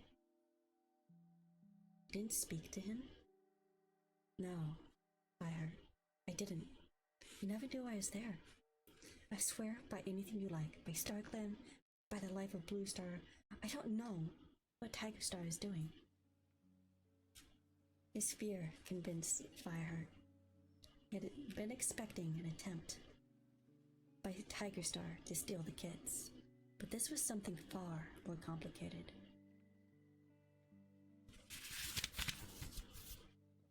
How could he have ever imagined that the ShadowClan leader would give up his grudge against ThunderClan? He realized that he should have been more afraid of Tigerstar all along. Somehow, he was linked to the dark force in the forest. Yet Fireheart didn't know what Tigerstar wanted with the dogs, or what advantage he could gain by feeding them. What do you think? He asked Whitestorm. I think we need to investigate, meowed the older warrior grimly. And I'm just wondering how much Darkstripe knows about all this. So am I, agreed Fireheart. But I'm not going to ask him if he is in league with Tigerstar. He won't tell us anything useful. Rounding on Longtail, he added, Don't you dare say a word to Darkstripe about this. Stay away from him. I will, Fireheart, the pale warrior stammered. We still need to know why Tigerstar is taking such an enormous risk. Feeding fresh kill to these dogs. Whitestorm went on. If you want to lead a patrol up to Snake Rocks, I'll come with you. Fireheart looked upwards, judging the light. Too late today, he decided. By the time we reach Snake Rocks, it'll be getting dark. But we'll go at dawn tomorrow. I'll find out what Tigerstar thinks he's up to, if it's the last thing I do. That was the end of chapter 23. I'm gonna go ahead and just drink some water and continue.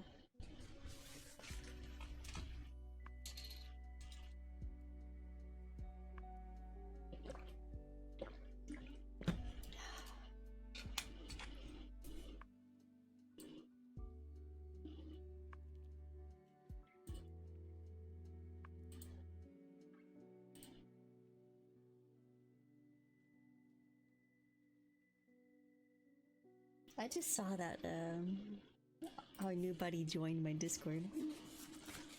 Welcome to the Discord, buddy, if you're still here. Anyway, chapter 24. Fire emerged from the warrior's den and paused. He gazed across the clearing to where Sandstorm was crouched by the nettle patch, gulping down a piece of fresh kill. He had chosen some of the warriors he wanted to come with him to Snake Rocks.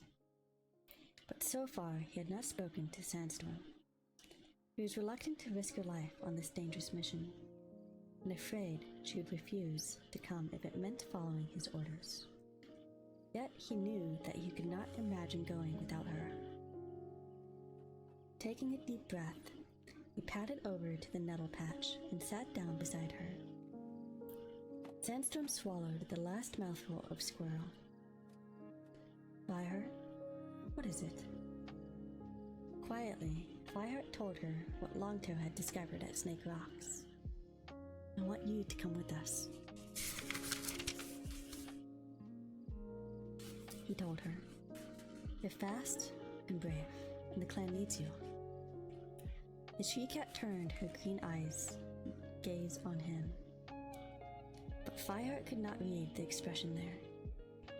I need you, he blurted out, afraid she was about to refuse. For Blue Star's sake, as well as the clan's. I know things haven't been right between us ever since I stopped the battle with Wind Clan, but I trust you. Whatever you think about me, do it for the clan. Sandstorm nodded slowly. She was looking thoughtful, and a small seed of hope began to grow in Fireheart's heart. I know why you didn't want to fight Wind Clan, she began. In a way, I thought you were right, but it was hard to know you had gone behind Blue Star's back without telling the rest of us. I know, but you're the deputy, Sandstorm interrupted, reaching one paw towards them for silence. You have responsibilities the rest of us can't understand, and I can see how torn you must have felt. Between loyalty to Blue Star and loyalty to the clan. Hesitating, staring down at her paws, she added, I was torn too. I wanted to be loyal to the warrior code, and I wanted to be loyal to you, Fireheart. Fireheart felt too full of emotion to answer. He stretched out his head to press against her flank, and to his delight, she did not move away. Instead, she looked up at him again, and he felt as if he were drowning in the depths of her green gaze. I'm sorry, Sandstorm, he murmured. I never meant to hurt you. His voice barely more than a whisper. He added, I love you. Sandstorm's eyes glowed. I love you too, Fireheart, she whispered. That's why it hurt so much when he asked Blue Star if Brackenfur could mentor Tawnypaw. I thought you didn't respect me. I made a mistake. Fireheart's voice shook. I don't know how I could have been so mouse-brained. Sandstorm let out a purr and touched her nose to his. I want you beside me always. Fireheart breathed in her scent, rejoicing in the warmth of her body. He suddenly felt that he would always be happy if he could stay like that forever. But he knew that he could not. Sandstorm, he told her, lifting his head. I know that we're going to go out there. What we're facing, it's more dangerous than I ever imagined. I'm not ordering you to come, but I still want you with me. Sandstorm's purr grew deeper, a vibration that filled her whole body. Of course I'm coming, you stupid furball, she mewed. Fireheart set a double watch on the camp that night and kept vigil himself in the center of the clearing. A growing sense of horror crept over him as he listened to the wind sighing through the bare trees. It seemed to carry Spotted Leaf's voice to him, murmuring about an enemy that never slept. Tiger Star, the dogs, or both. The enemy was about to unleash its fury, and no cat was safe. The next day, Fireheart knew he'd see the final destruction of his clan. As he watched the moon above, barely waning from the full, Cinderpelt emerged from her den and padded across the clearing to sit beside him. "If you're leading the patrol tomorrow, you should get some sleep," she advised. "You'll need your strength." "I know," Fireheart agreed. "But I don't think I could sleep." He raised his eyes to the moon again and the glittering stars of Silverpelt. It looks so peaceful up there, but down here... "Yes," murmured Cinderpelt. "Down here, I can feel the evil growing. The forest is dark with it, and StarClan cannot help us. It's up to us." "So you really don't believe that StarClan has sent this pack to punish us?" Cinderpelt met his gaze, eyes shining with the reflected moonlight. "No, Fireheart, I don't." She leaned towards him and let her muzzle brush lightly against the side of his face. "You're not alone, Fireheart," she promised. "I'm with you, and so is the rest of the clan." Fireheart hoped she was right. The clan would survive only if it united and faced this dark threat together. They had supported him in the battle that wasn't fought against WindClan. But would they join him in facing the pack? After a few moments, Cinderpelt asked, "What will you tell Blue Star?" "Nothing," Fireheart replied. "Not until we've had a look around, at least. There's no point in upsetting her. She doesn't have the strength to cope with this. Not now." Cinderpelt murmured agreement. She kept watch with him in silence until the moon began to set. Then she meowed. "Fireheart, I'm telling you as your medicine cat that you need to rest. What happens tomorrow could determine the very future of this clan, and we need all our warriors to be at full strength." Reluctantly, Fireheart had to admit she was right. Giving Cinderpelt's ear a farewell lick, he got to his paws, padded off to the warrior's den, and curled himself into the moss beside Sandstorm. But his sleep was broken and his dreams were dark. Once he thought he saw Spotted Leaf bounding towards him, and his heart lifted in joy. But before she reached him, she turned into a huge dog with gaping jaws and eyes like flames. Fireheart woke, shuddering, to see that the first light of dawn was beginning to seep into the sky. This could be the last dawn I'll ever see, he thought. Death waits for us out there. When he raised his head, he saw that Sandstorm was sitting beside him, watching over him while he slept. As he saw the love in her eyes, he felt new strength flowing through his limbs. He sat up and gave the she-cat's ear a gentle lick. "It's time," he meowed.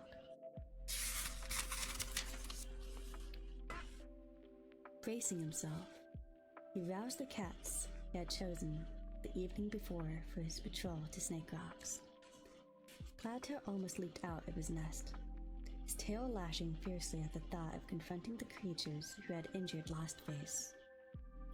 Brindleface, who had been sleeping close to the young warrior, awoke with him and followed him to the edge of the den. "May StarClan go with you," she mewed, grooming the scraps of moss out of his fur. Cloudtail pressed his muzzle against hers. "Don't worry," he assured his foster mother. "I'll tell you all about it when I come back." Fireheart woke Whitestorm and then padded across the den to where Greystripe lay curled up in the pile of heather. Prodding him with one paw, he murmured, "Come on." Greystripe blinked and sat up. This is just like the old days, he mewed, in a vain attempt to sound cheerful. You and me, charging into danger again? He pushed his forehead against Fireheart's shoulder. Thanks for choosing me, Fireheart. I'm scared stiff, but I proved that I'm loyal to ThunderClan. I promise. Fireheart pressed against him briefly, and left the Grey Warrior to have a quick wash, while he went to wake Longtail. The pale warrior shivered as he crawled out of his nest, but his eyes were determined. I'll show you that you can trust me, he promised quietly. Fireheart nodded, still ashamed that he hadn't listened to Longtail the night before. Clan needs you, Longtail, he meowed. Far more than Tigerstar and Darkstripe need you. Believe me. Longtail brightened at that, and followed Fireheart with the other warriors out of the nettle patch. They gulped down fresh kill, while Fireheart quickly reminded them of what Longtail had told them the day before. We're going to investigate, he meowed. We can't decide to get rid of the dogs until we know exactly what we have to face. We're not going to attack them. Not yet. Have you got that, Cloudtail? Cloudtail's blue eyes burned into his, and he did not reply. I won't take you, Cloudtail, unless you promise to do as you're told without question. Oh, all right. The tip of Cloudtail's tail flicked irritably. I want every last dog turned into crow food, but I'll do it your way, Fireheart. Good. Fireheart's gaze swept over the rest of the patrol. Any questions? What if we come across Tigerstar? Asked Sandstorm. A cat from another clan on our territory? Fireheart bared his teeth. Yes, you can attack him. Cloudtail let out a growl of satisfaction. Gulping down the last of his fresh kill, Fireheart led the way out of the camp and up the ravine. Although the sun had nearly risen, clouds covered the sky and shadows still lay thick among the trees.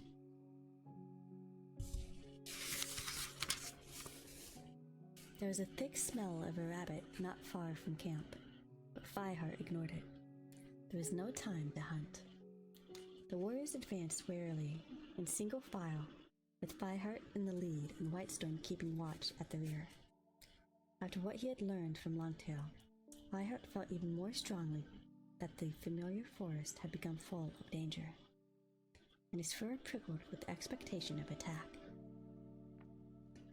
All was quiet until they drew close to Snake Rocks. Fireheart was just considering the best way to approach the caves when Greystripe mewed. What's that? He plunged into a clump of dead bracken. A moment later, Fireheart heard his voice, strained and hoarse. Come and look at this. Fireheart followed the sound and found Greystripe crouched over a dead rabbit, its throat torn out, and its fur was stiff with dried blood.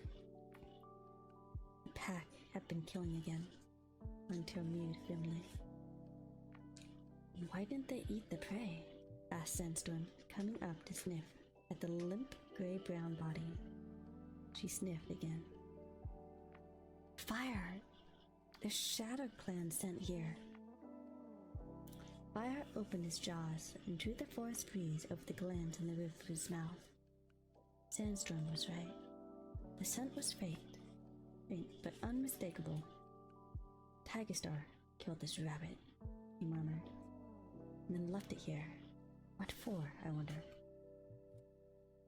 He remembered how Longtail had reported seeing Tigerstar feeding the pack with rabbit, and the reek of rabbit that had followed them all the way from the ThunderClan camp. Backing away from the prey, he summoned Cloudtail with a flick of his tail. Go back along the way we came, he instructed. We're looking for dead rabbits. If you find any, check for other scents. What's good? Just reading. We are, what chapter is this? We're on chapter 24 out of 27 right now. It's going well. doing the last chapters of this book for the stream before I, end. Next week, I'm gonna be doing like a little hand cam stream for a little potions class set. It's gonna be interesting. How are you doing? Are you having a great evening / morning?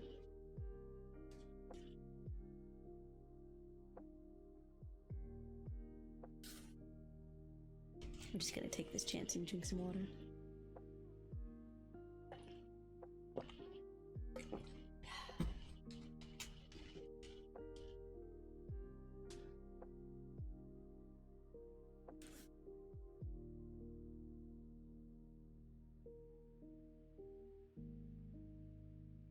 Go back along the way we came, he instructed.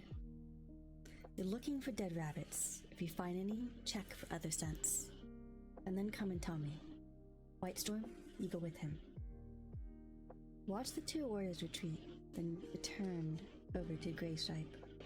Stay here and guard this. Sandstorm, Longtail, come with me. I don't know if he caught that because I saw the ad started for a second, but stream's going well. Even more cautiously now, pausing to taste the air. Every few steps, Fireheart drew closer to Snake Rocks. Wasn't long before they discovered another dead rabbit lying exposed on a rock. Yeah, it's going well. The same betraying scent of Tiger Star lingering around it. By this time, they were in sight of the mouth of the cave. Fireheart could just make out the shape of yet another rabbit lying at the edge of the open space in front of it. There was no sign of the pack. Where are the dogs? He muttered. In that cave, replied Longtail. That's where I saw Tiger Star leave the rabbit yesterday. I'm pretty sure that those dogs are just stuffed full. And it's just like a bomb waiting to go off.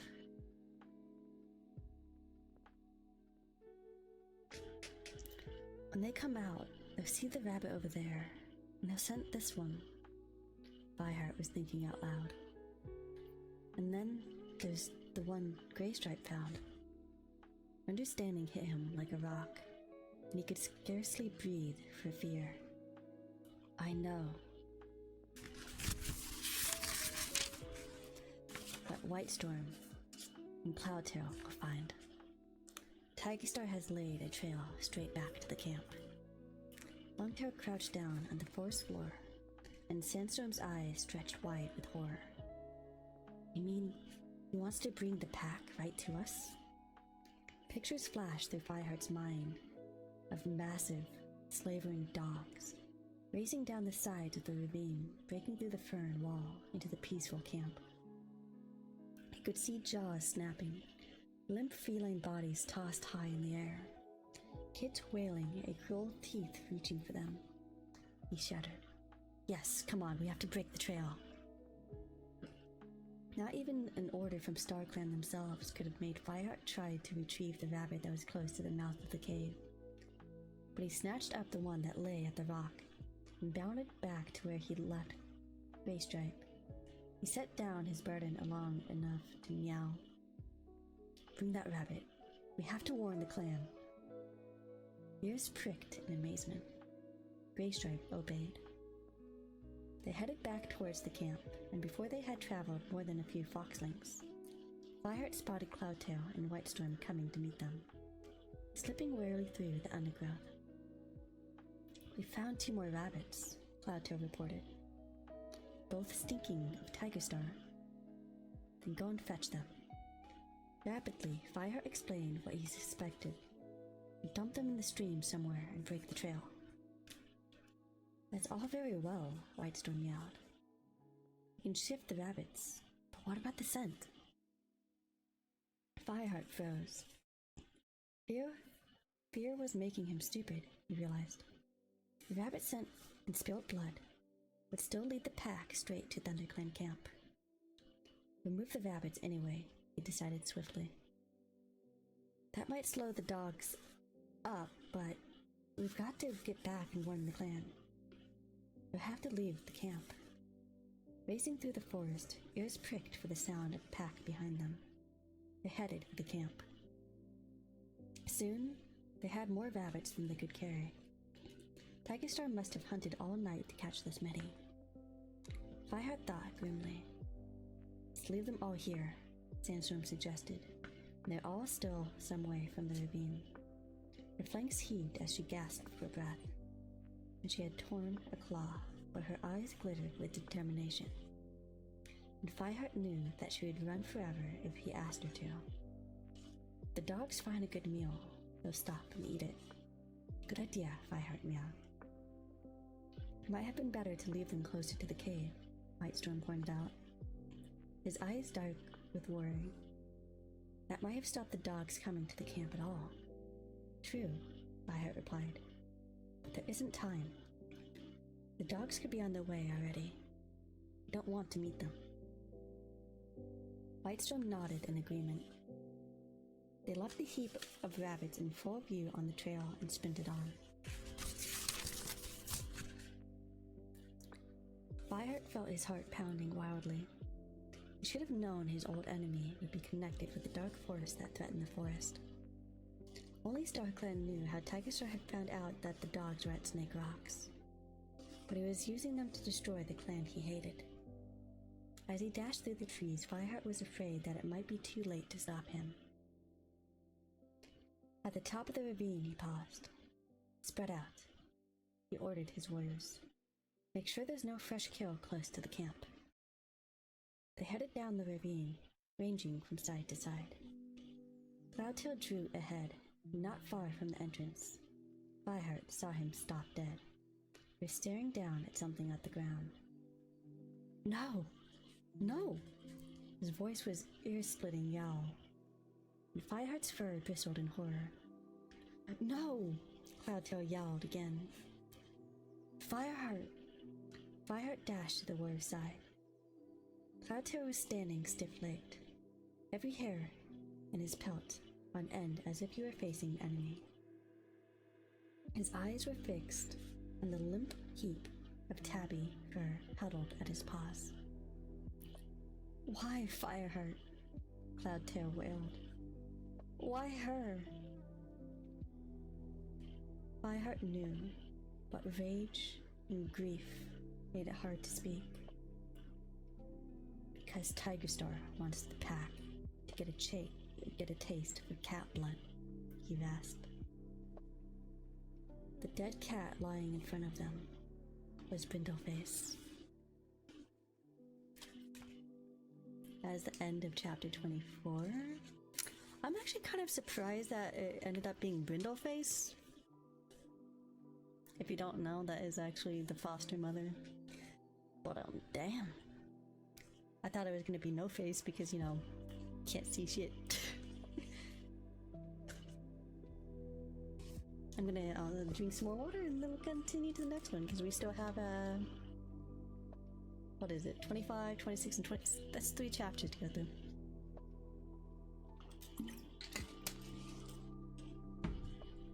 I'll probably take a break after the next one.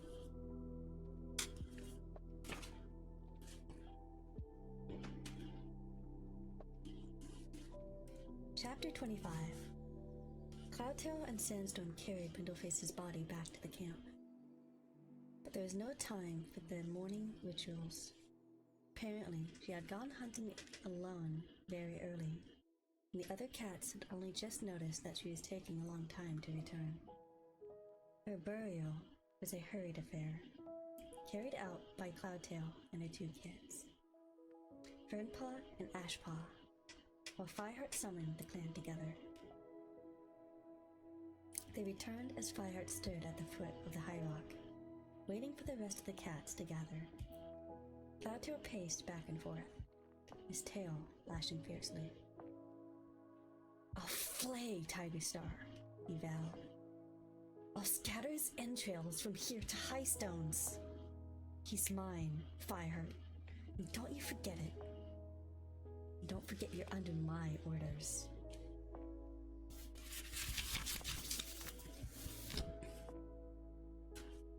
Fireheart told him, right now we have to deal with the dog pack.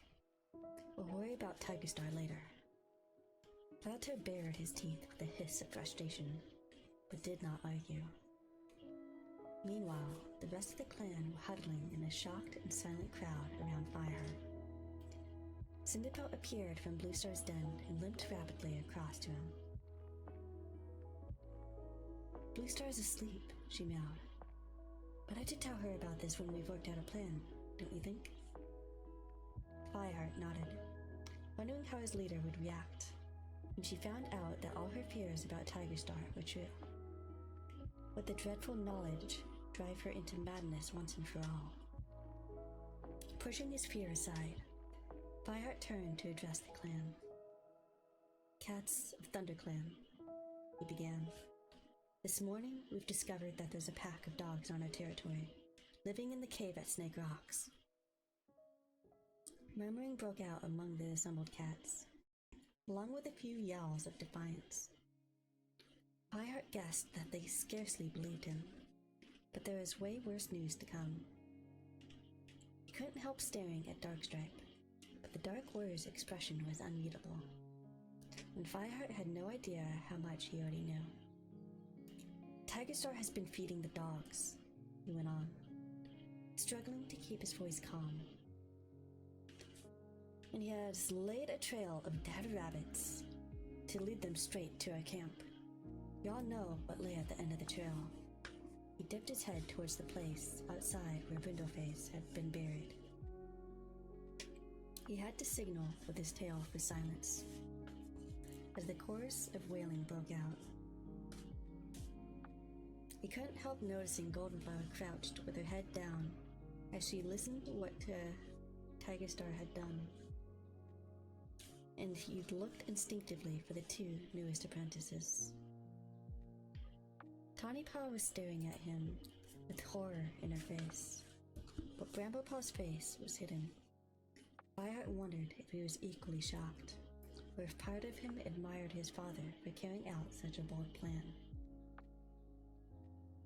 When he could make himself heard again, Fireheart went on. We have tried to break the trail, but the rabbits have lain there all night, and the pack will follow the scent they have left behind. We must all leave, elders, kids, everyone. If the dogs come to the camp, they must not find us here. More sounds of dismay, this time a low, anxious murmuring. Dappletail, an aged, once pretty tortoiseshell she-cat, called out, Where shall we go? To Sunning Rocks, Fireheart replied. Once you're there, climb the tallest trees you can find. The dogs follow you, but think they lost the scent on the rocks, and they won't look for you. To his relief, the clan grew quieter now that he had given them definite orders, though the cats still crouched in grief for Brindleface. Her kits, the apprentices Fernpaw and Ashpaw, were pressed close together with looks of stunned horror on their faces.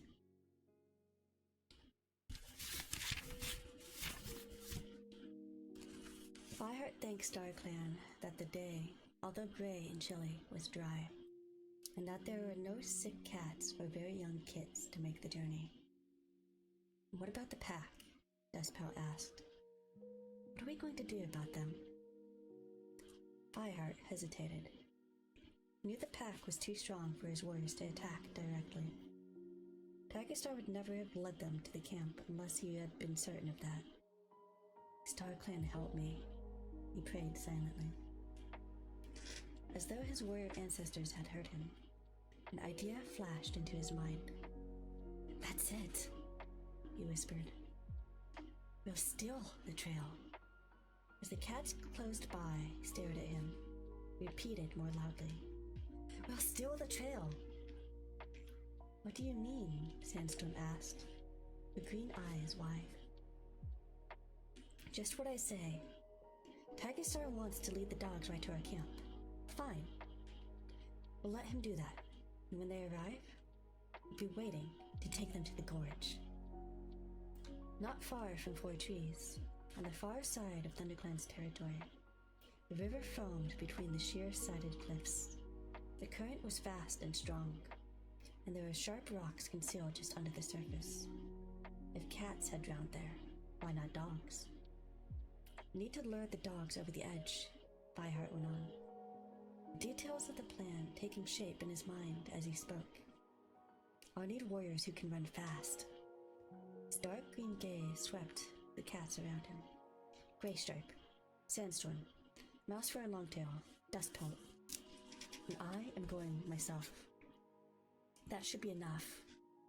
The rest of you gather by the camp entrance, ready to move out.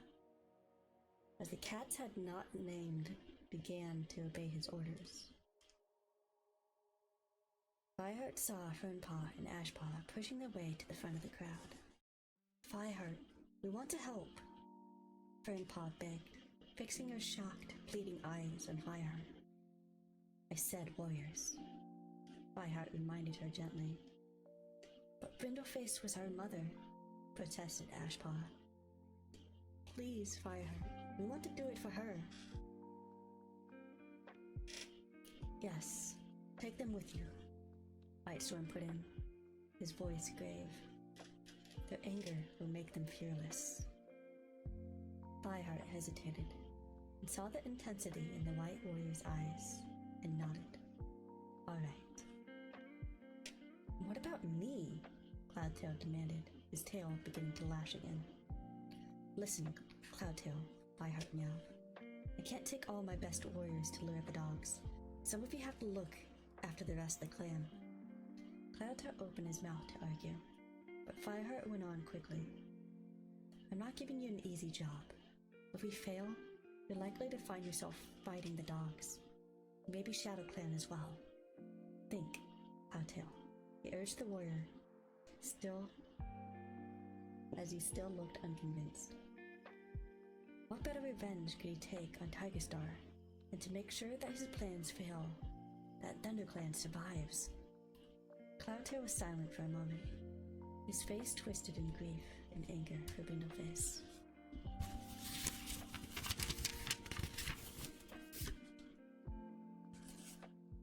Don't forget Lostface, Fireheart meowed quietly. She'll need you now more than ever. The young warrior straightened up at the mention of his injured friend and glanced across the clearing to see her limping towards the entrance, guided by Speckletail and the other elders. Her one eye was staring and her sides heaved with terror. Right, Fireheart. Cloudtail sounded utterly determined. I'm on my way. Thank you, Fireheart called after him as he raced across the clearing to Lostface's side. I trust you, Cloudtail. As he watched the assembling cats, the movement beyond them caught his eye. Darkstripe was slinking through a gap in the thorn hedge, closely followed by Brownpaw and Tawnypaw. Fireheart shot after them and managed to catch up with them as he pushed their way through the thorns. Darkstripe, he snapped. Where do you think you're going? The dark warrior turned. There was a flicker of alarm in his eyes, though he faced Fireheart boldly. I don't think Sunning Rocks is safe, he meowed. I was taking these two to a better place. What better place? Fireheart challenged him. If you know one, why don't you share it with the rest of the clan? Unless you're meaning to take them to Tigerstar. A surge of fury made him long spring at Darkstripe and claw him. But he forced himself to stay calm. Of course, the Shadow Clan leader wouldn't want his kids to be eaten by the dog pack, he realized out loud. You're taking them to him before the dogs get here, aren't you? Suppose you arranged this all at the last gathering. Darkstripe did not reply. His expression darkened, and he would not meet Fireheart's eyes. Darkstripe, you disgust me, Fireheart hissed. You knew Tigerstar meant to bring the dog pack down on us, and you never said a word to any cats. Have you no loyalty to your clan? I didn't know, Darkstripe protested, his head swinging up. Tigerstar told me to bring his kids to him, but he never told me why. I never knew about the pack. I swear by StarClan. Fireheart wondered how much worth an oath by StarClan could have possibly been in this treacherous warrior's mouth. He swung around to face the two apprentices who were staring at him, their eyes wide and scared. "What did Darkstripe say to you?" Nothing, Fireheart, stammered Tawny Paw. "Only to go with him," her brother added. "He said he knew a good place to hide." "And you obeyed him?" Fireheart's voice was scathing. "He's clan leader now, is he? Or maybe some cat made him your mentor, and I didn't notice? Follow me, all of you." Whipping around, he led the way across the clearing where the clan was gathering near the camp entrance. He was half surprised to see that Darkstripe followed him, as well as Bramwellpaw and Tawnypaw. Sooner or later, Fireheart knew, he'd have to have a reckoning with the Dark Warrior. But there was no time now. As he reached the other cats, he summoned Brackenfur with a flick of his tail. "Brackenfur," he meowed, "I'm making you responsible for these two apprentices. Don't take your eyes off them, whatever happens. And if Darkstripe so much as sniffs at them, I want to know about it." "Yes, Fireheart," Brackenfur mewed, looking bewildered. Nudging the two apprentices, he herded them away, among the other cats. Seeing Whitestorm close by, Fireheart padded over to him and jerked his head at Darkstripe. "Keep an eye on that one," he ordered. "I don't trust a single hair on his pelt." Then he addressed the warriors who had chosen to run ahead of the pack. "If you haven't eaten today, I suggest you eat now," he meowed. "You'll need all your strength. We'll go soon, but first I have to talk to Bluestar." His Fireheart turned towards Bluestar's den. He realized that Cinderpelt was beside him. "Do you want me to come with you?" she asked. Fireheart shook his head. "No. Go and help the others get ready to leave. Do what you can to keep them calm." "Don't worry, Fireheart," the medicine cat assured him. "I'll take a few basic remedies with me, just in case." "Good idea," Fireheart meowed. "Get Thornpaw to help you. You can leave as soon as Bluestar is ready to join you." When he looked into Bluestar's den, his leader was awake and grooming her fur. "Yes, Fireheart? What is it?" Fireheart padded into the den and dipped his head.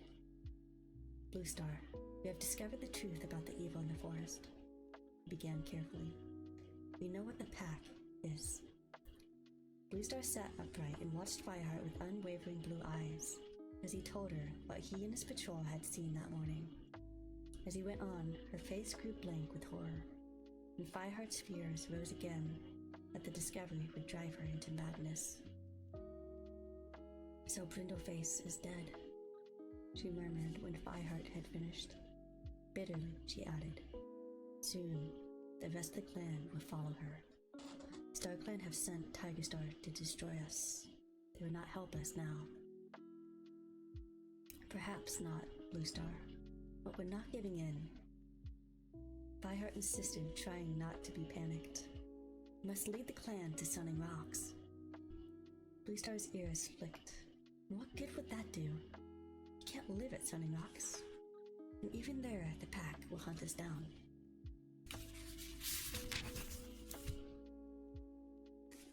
"If my plan works, you won't be there for long. Listen." Fireheart told her how he was hoping to lure the dogs through the forest and drown them in the gorge. His leader's gaze grew vague, fixed on something Fireheart could not see. "So you want me to go to Sunning Rocks like an elder?" she meowed. Fireheart hesitated. Telling Bluestar what she should do was a lot harder than giving orders to Cloudtail. "Like a leader," he told her. "Without you there, the clan will panic and scatter. I need you to hold them together. Besides," he added, "don't forget that this is your last life. If you lost it, what would the clan do without you?" Bluestar hesitated. "Very well. We should go now." Bluestar nodded and led the way out of the den. The bulk of the clan All the cats Fireheart had not chosen to come with him were already huddled together near the entrance to the camp. As Bluestar went on to join them, Fireheart flicked his tail to call Whitestorm. Stay beside her, he mewed softly. Look after her. Whitestorm dipped his head. You can rely on me, Fireheart. The glance he exchanged with Fireheart showed that he understood perfectly how fragile Bluestar's mind was.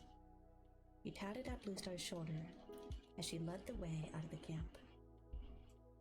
Seeing the white warrior, old but still vigorous, beside her, Fireheart was struck all over again by how frail his leader looked. But her presence among them would reassure the other cats, especially the elders. And the last of the clan had filed out into the ravine.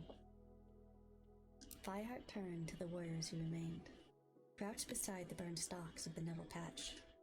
Graystripe and Sandstorm met his gaze, their eyes filled with resolution and fear in equal measure.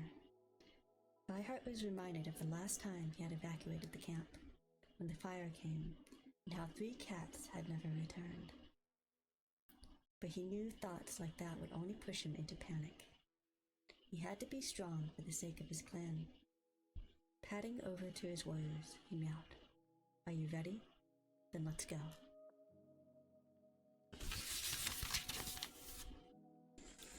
Alright, that was the end of chapter 25. I'm going to take a quick break and then I'll probably do the last 2 chapters. You head back.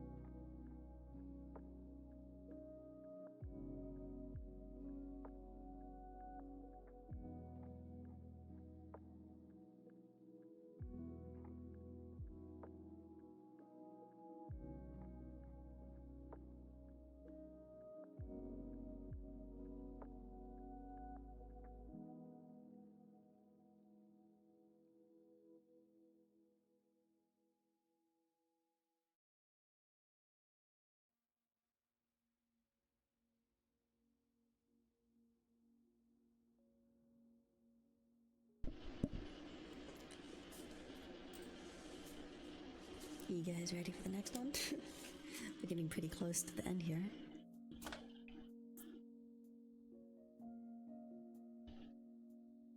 I forget which side I was on.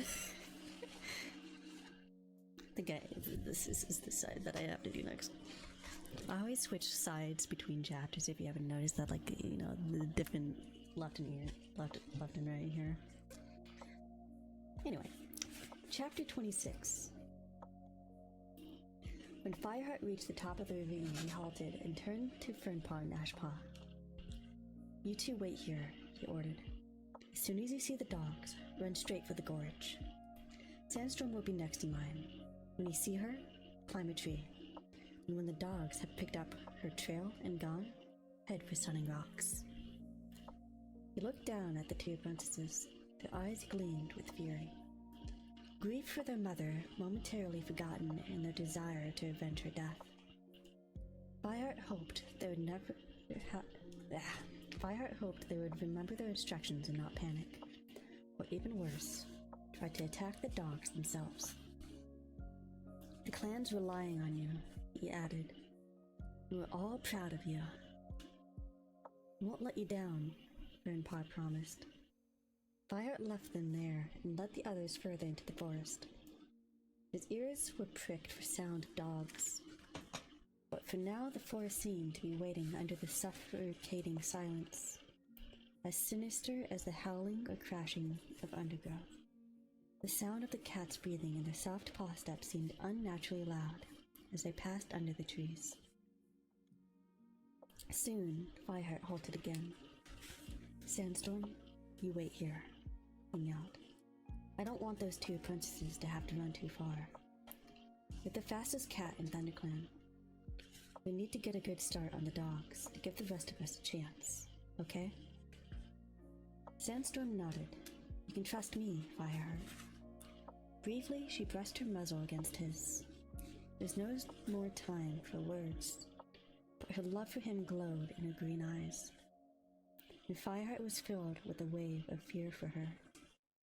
Tearing himself away, he took the rest of his warriors along the line stretching all the way to the gorge, leaving each of them at regular intervals as he went. Next, Longtail, then Dustpelt, and then Mousefur. At last, he and Greystripe were left alone on the border with RiverClan, as near as they could get to the gorge without leaving their own territory. Right, Greystripe, he meowed, halting. You hide here if all goes well. Mousefur will lead the dogs to you. When they come, head for the steepest part of the gorge. I'll be ahead of you, waiting to take over for the final stretch. That would be on RiverClan territory. Greystripe sounded dubious. What Leopardstar going to think about that?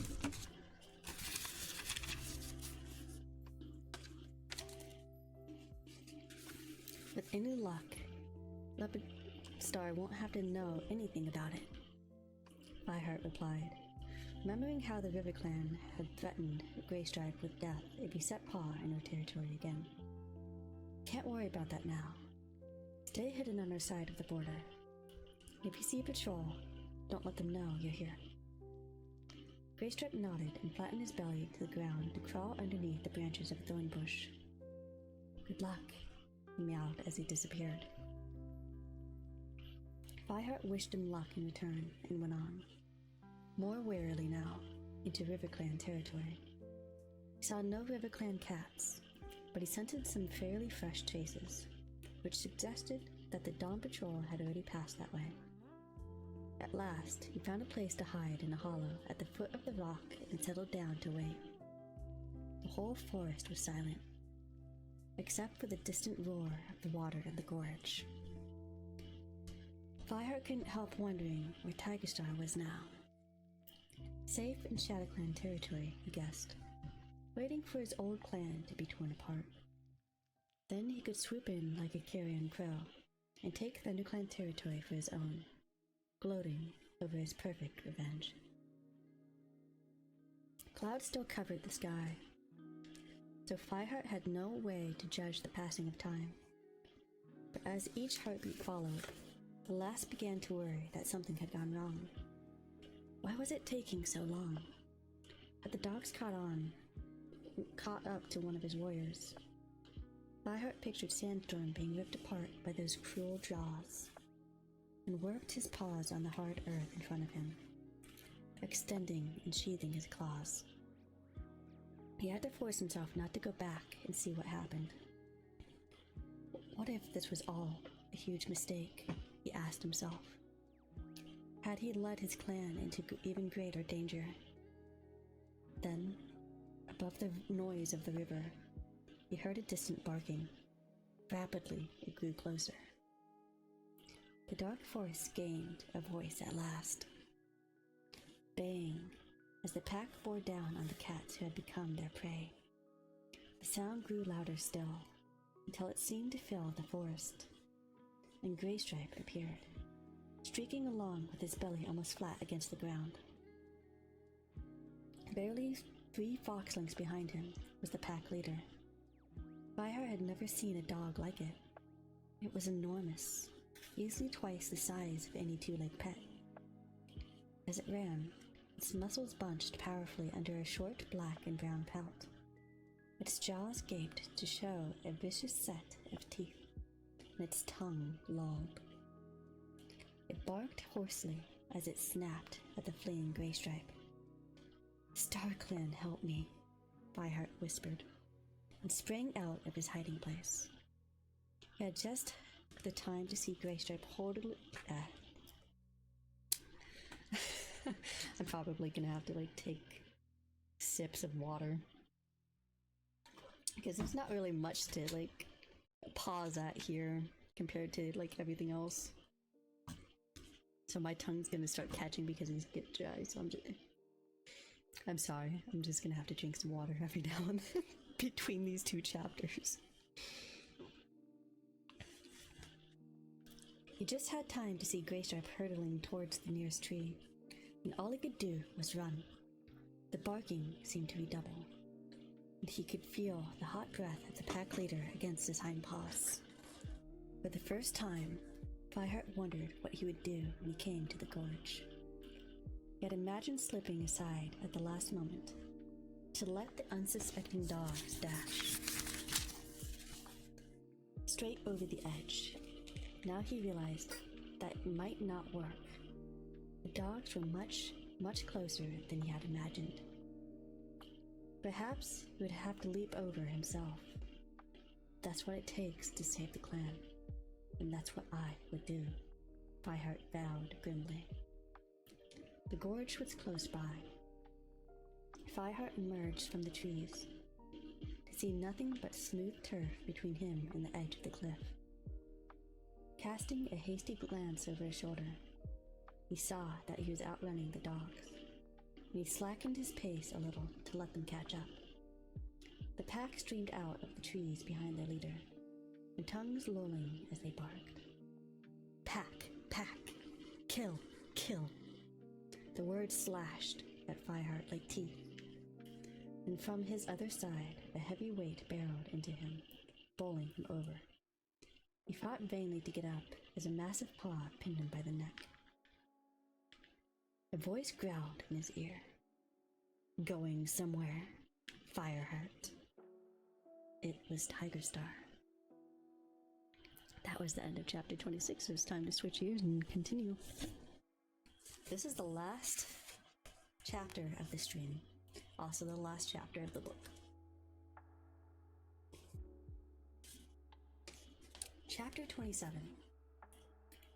Fireheart struggled desperately to get free, lashing out with his hind paws to claw tufts of fur from his enemy's belly. The Shadowclan leader barely moved. The reek of his scent was in Fireheart's mouth and nostrils, and his amber eyes glared into Fireheart's own. "Greet StarClan for me," he snarled. "Only after you," Fireheart gasped. To his astonishment, Tigerstar released him, lurching to his paws. Fireheart saw the Shadowclan leader double back and spring up the nearest tree. Before he had time to wonder what was going on, he heard a deafening howl and felt the ground shake under his paws. He spun around to see the pack leader looming over him, his dripping jaws wide. There was no time to run. Fireheart shut his eyes and prepared to meet StarClan. Pain stabbed him as sharp teeth met in his scruff. His limbs flailed helplessly as the dog lifted him from the ground and shook him from side to side. He twisted in the air, struggling to claw eyes, jowls, tongue, but his thrashing paws meant nothing. The forest spun about him. He was aware of more barking, and the stink of dog was everywhere. "StarClan, help me!" Fireheart let out a yowl of terror and despair.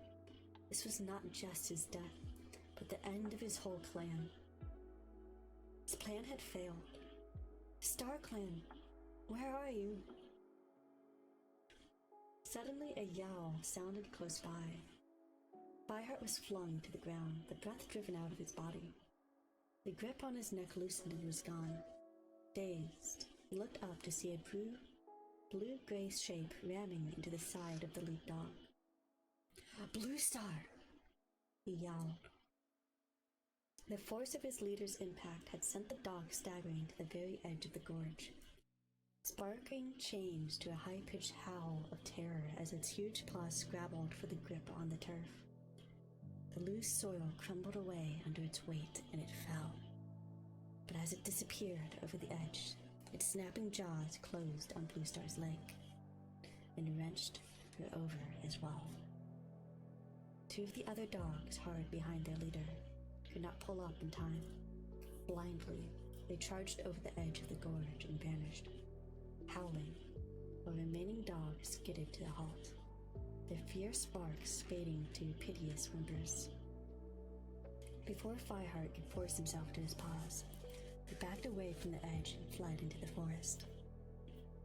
Fireheart staggered to the edge of the gorge and looked over. Water foamed white beneath him. For a heartbeat, he glimpsed the gaping muzzle of the pack leader struggling among the waves, before it vanished again. Blue Star! Fireheart screamed. What had his leader been doing over here? He had sent her with the rest of the clan to Sunning Rocks, too stunned to move. Fireheart gazed down into the river. Suddenly, he saw a small gray head bob to the surface, paws thrashing wildly. Blue Star was still alive, but the torrent was sweeping her downstream, and Fireheart knew that she was too frail to swim for long. There's only one thing he could do. Yowling. Blue Star, hold on! I'm coming! He launched himself down the steep side of the gorge and into the river. Water clutched Fireheart like a huge paw and buffeted him from side to side. The icy cold of the torrent took his breath away. His paws worked furiously as he tried to swim, but the force of the current rolled him under. He had lost sight of Blue Star before he even entered the water. He could see nothing but the foam that bubbled all around him. As his head broke the surface, he gasped for air, managing to stay afloat as the racing torrent swept him downstream. Then he spotted Blue Star again, a few fox lengths ahead of him, her fur plastered to her head and her jaws gaping.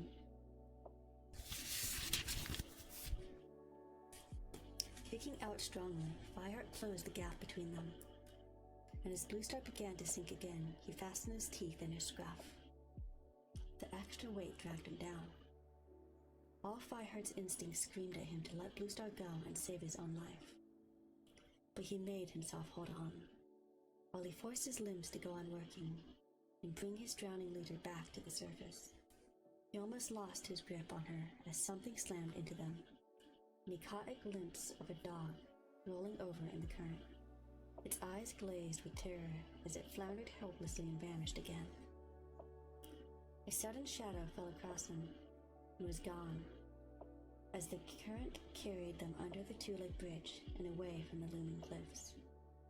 Fireheart could see the riverbank now, and he struck out towards it, but his limbs were aching with weariness. Blue Star was a dead weight, unable to help herself. Fireheart knew that he could not let go of her to gulp in more air, and his senses began to spin away into darkness as his head went under again. Barely conscious, he made one more massive effort, thrusting at the water with his paws, but when he resurfaced, he could not see the bank, and he had lost all sense of direction. His limbs stiffened with panic, as he knew he was going to drown.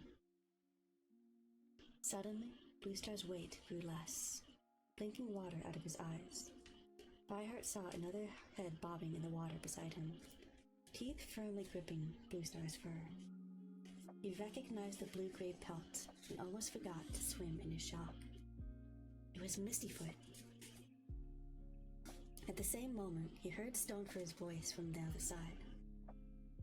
Let go. You've got her now. Fireheart did as he was told, and let Stonefur take his place. The two Riverclan cats propelled Bluestar through the water towards the bank, without the need to support the heavy she-cat. Fireheart managed to flounder after them until he felt the river bottom beneath his paws. On flatter ground now, carried by the river out of the steep-sided gorge, he was able to splash his way to safety of the bank on the Riverclan side. Coughing as he gasped for air into his straining lungs, Fireheart shook water from his fur and looked around to see what had become of Bluestar. Mistyfoot and Stonefur had laid the clan leader down on her side on the pebbles.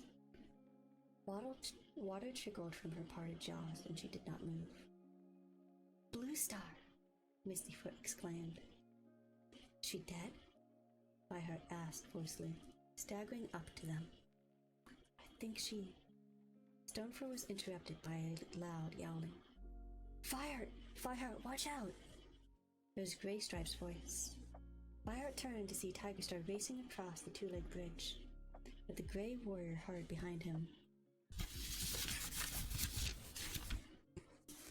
As the ShadowClan leader swerved along the bank towards Fireheart and the others, Greystripe darted in front of the massive tabby and whirled around to face him.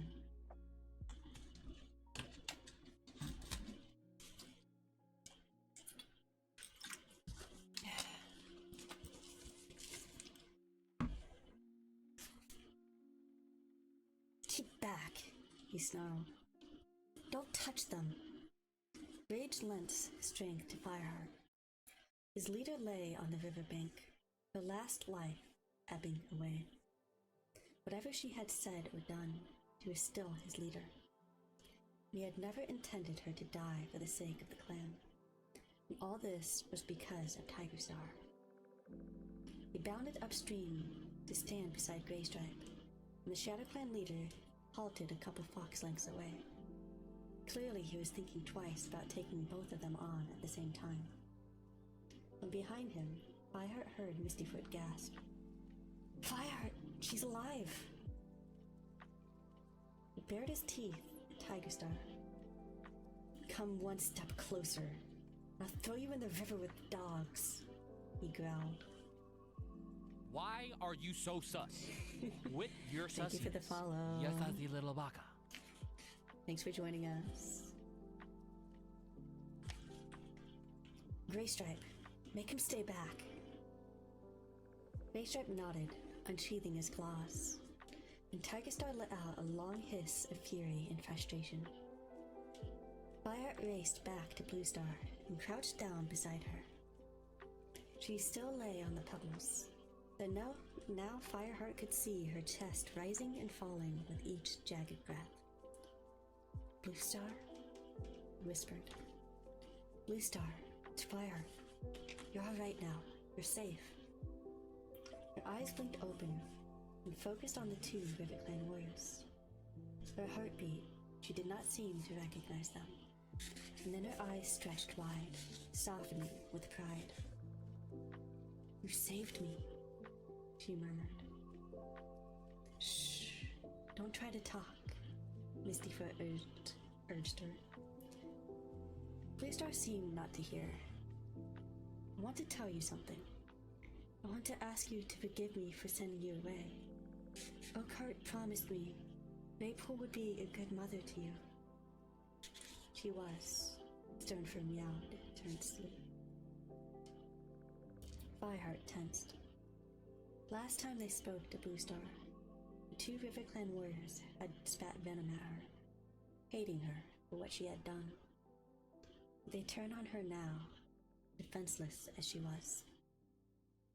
I owe Greypole so much, Bluestar went on. Her voice was faint and uneven. Oakheart, too, for mentoring you so well. I watched you as you grew up, and I saw how much you had to give to the clan who adopted you. A shudder passed through her body, and she stopped speaking for a moment. If I had made a different choice, you would have given all your strength to ThunderClan. Forgive me, she rasped. Mistyfoot and Stonefur exchanged an uncertain glance. She suffered a lot of pain for her choice. Fireheart couldn't help putting in, "Please, forgive her." Her heartbeat, the two warriors still hesitated. Then Mistyfoot bent her head to lick her mother's fur, and Fireheart felt his legs shake with relief. "We forgive you, Blue Star," she murmured.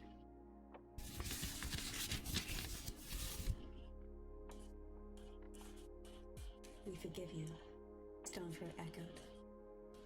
Weak as she was, Blue Star began to purr with delight.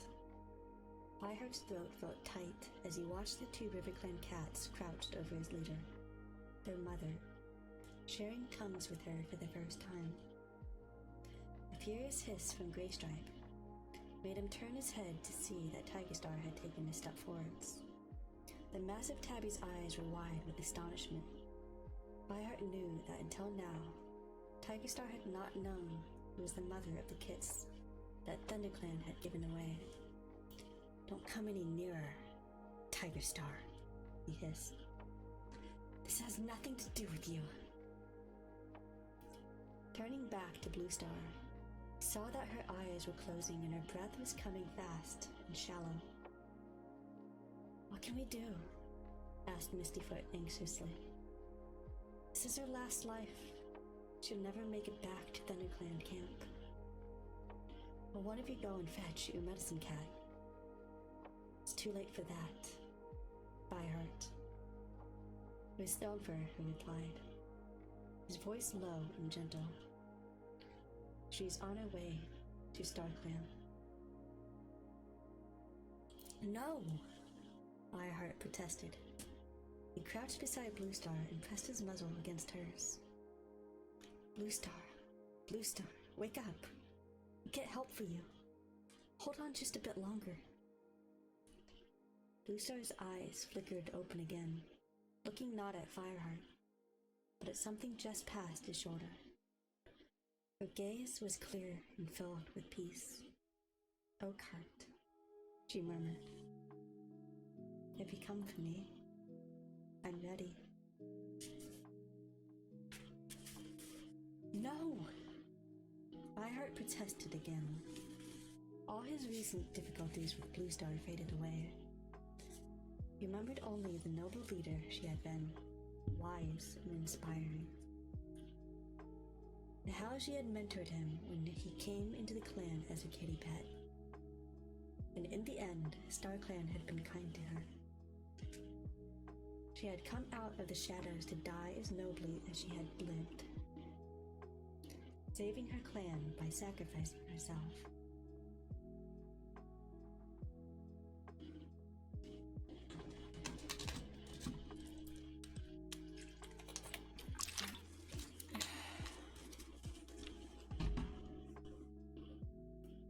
"Blue Star, don't leave us," he begged.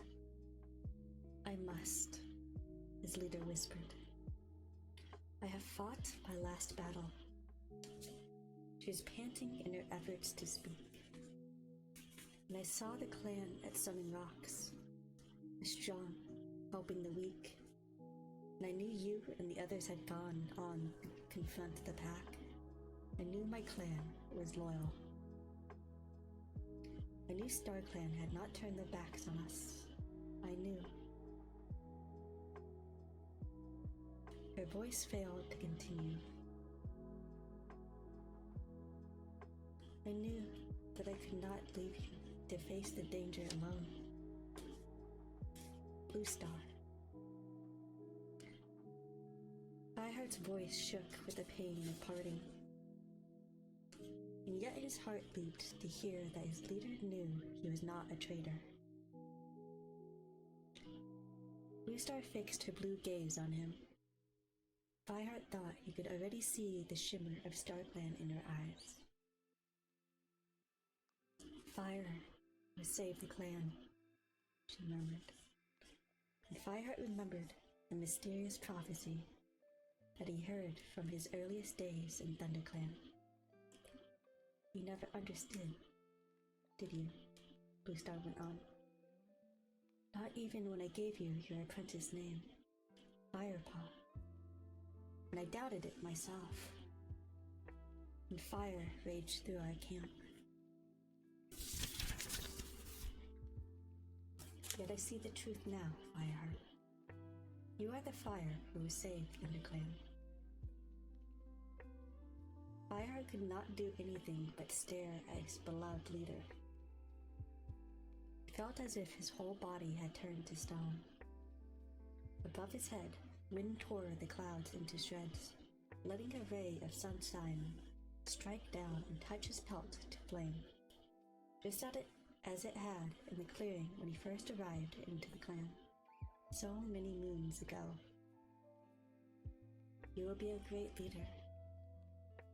Bluestar's voice was the merest whisper, one of the greatest the forest has ever known.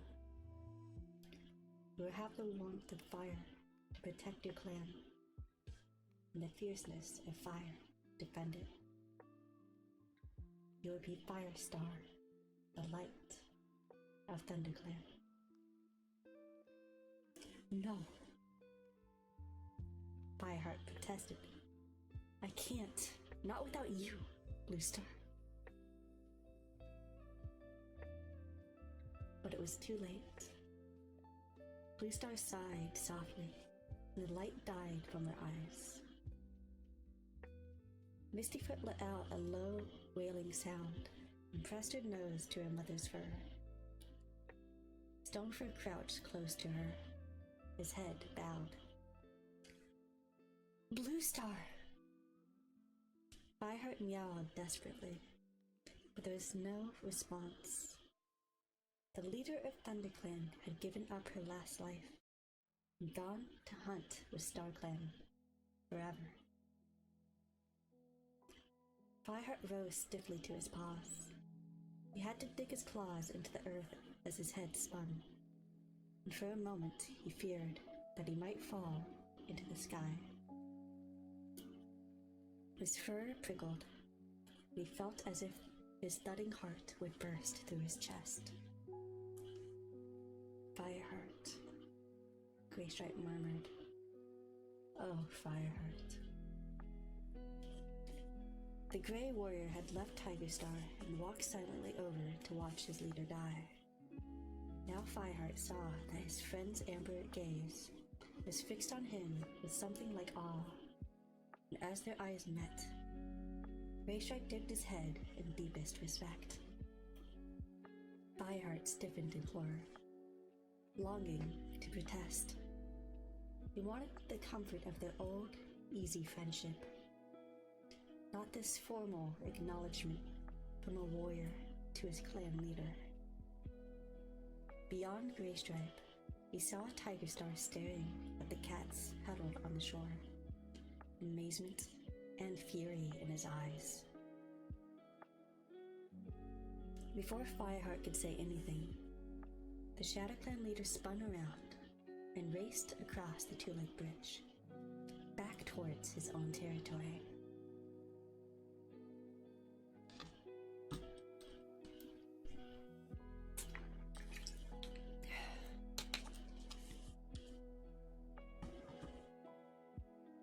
Fireheart let him go. He had to deal with his own terrified, hunted clan before he tried to settle old scores. But what Tigerstar had done that day would never be forgotten. Not by any cat in ThunderClan. We need to fetch some of the others, he mewed hoarsely to Graystripe. We must get Bluestar's body back to camp. Graystripe dipped his head again. Yes, Fireheart.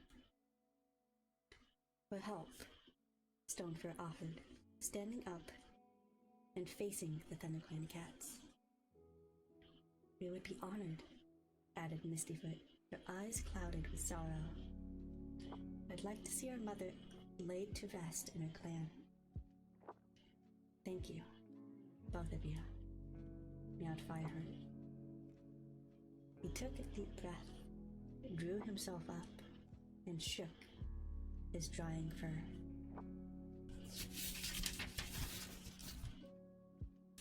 He felt as if the weight of the whole clan had descended on his shoulders, and yet, in a heartbeat, it began to seem possible that he could bear it.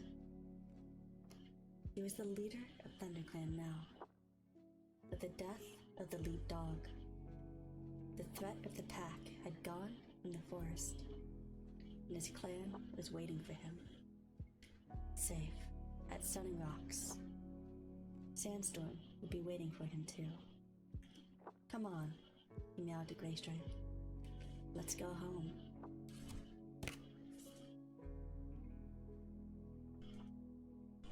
That is the end of chapter 27 and the end of the book. They dealt a pretty fatal blow to the pack. They thwarted Tiger Star's mission to destroy his old clan. Mistyfoot and Stonefur finally got to share tongues with their mother in her last moments. And now there's no more chaos with the leader having mental breakdown issues constantly 24/7. Still sad to see Blue Star go, but like at the same time, it's definitely gonna make the clan stronger. Which makes me, I want to see what happens in the next book, but next Friday is not going to be a book stream, it's going to be a potions class building stream. I'm gonna have like glue and everything else, and I'm gonna have all those textures, you know, just have all those textures going. Also, I did get something for like streams that aren't, you know, book related. I got plastic keys. I was told that people like keys, so I got plastic keys for the off streams of non-book related streams. But yeah, I'm glad that he didn't sustain any lasting damage, because the dog did bite into him and shake him ravagely. So he should be fine. Other than that, I hope you guys had a nice time listening in on the stream. I know that it was an extra 2 chapters compared to usual, but I wanted to have this book done so I could do the other stream as well. After that stream is done as well on next Friday, we're gonna go and do the last book of the beginning of the Prophecy series, which is book 6. And from there we can decide if we want to continue this or go between it and go to the Ranger's Apprentice. And I mean, I have read like 5 of the Ranger's Apprentice books, so there's that. I have all 12 of the Ranger's Apprentice books, so if we actually do the Ranger's Apprentice books, that is a full set. It'd be more than just 5 or 6 books like this one. And I have like 4 more sets of warriors, because they have different series within the universe. So after the next book, that is going to mean we're probably gonna have like different main characters after the next book, but I do want to see Tiger Star get taken the fuck down and like a peg or 2, like just chop off his kneecaps. Fuck you, Tiger Star. Anyway, hope you guys had a great stream, and I'm gonna go ahead and catch you guys later. Bye bye.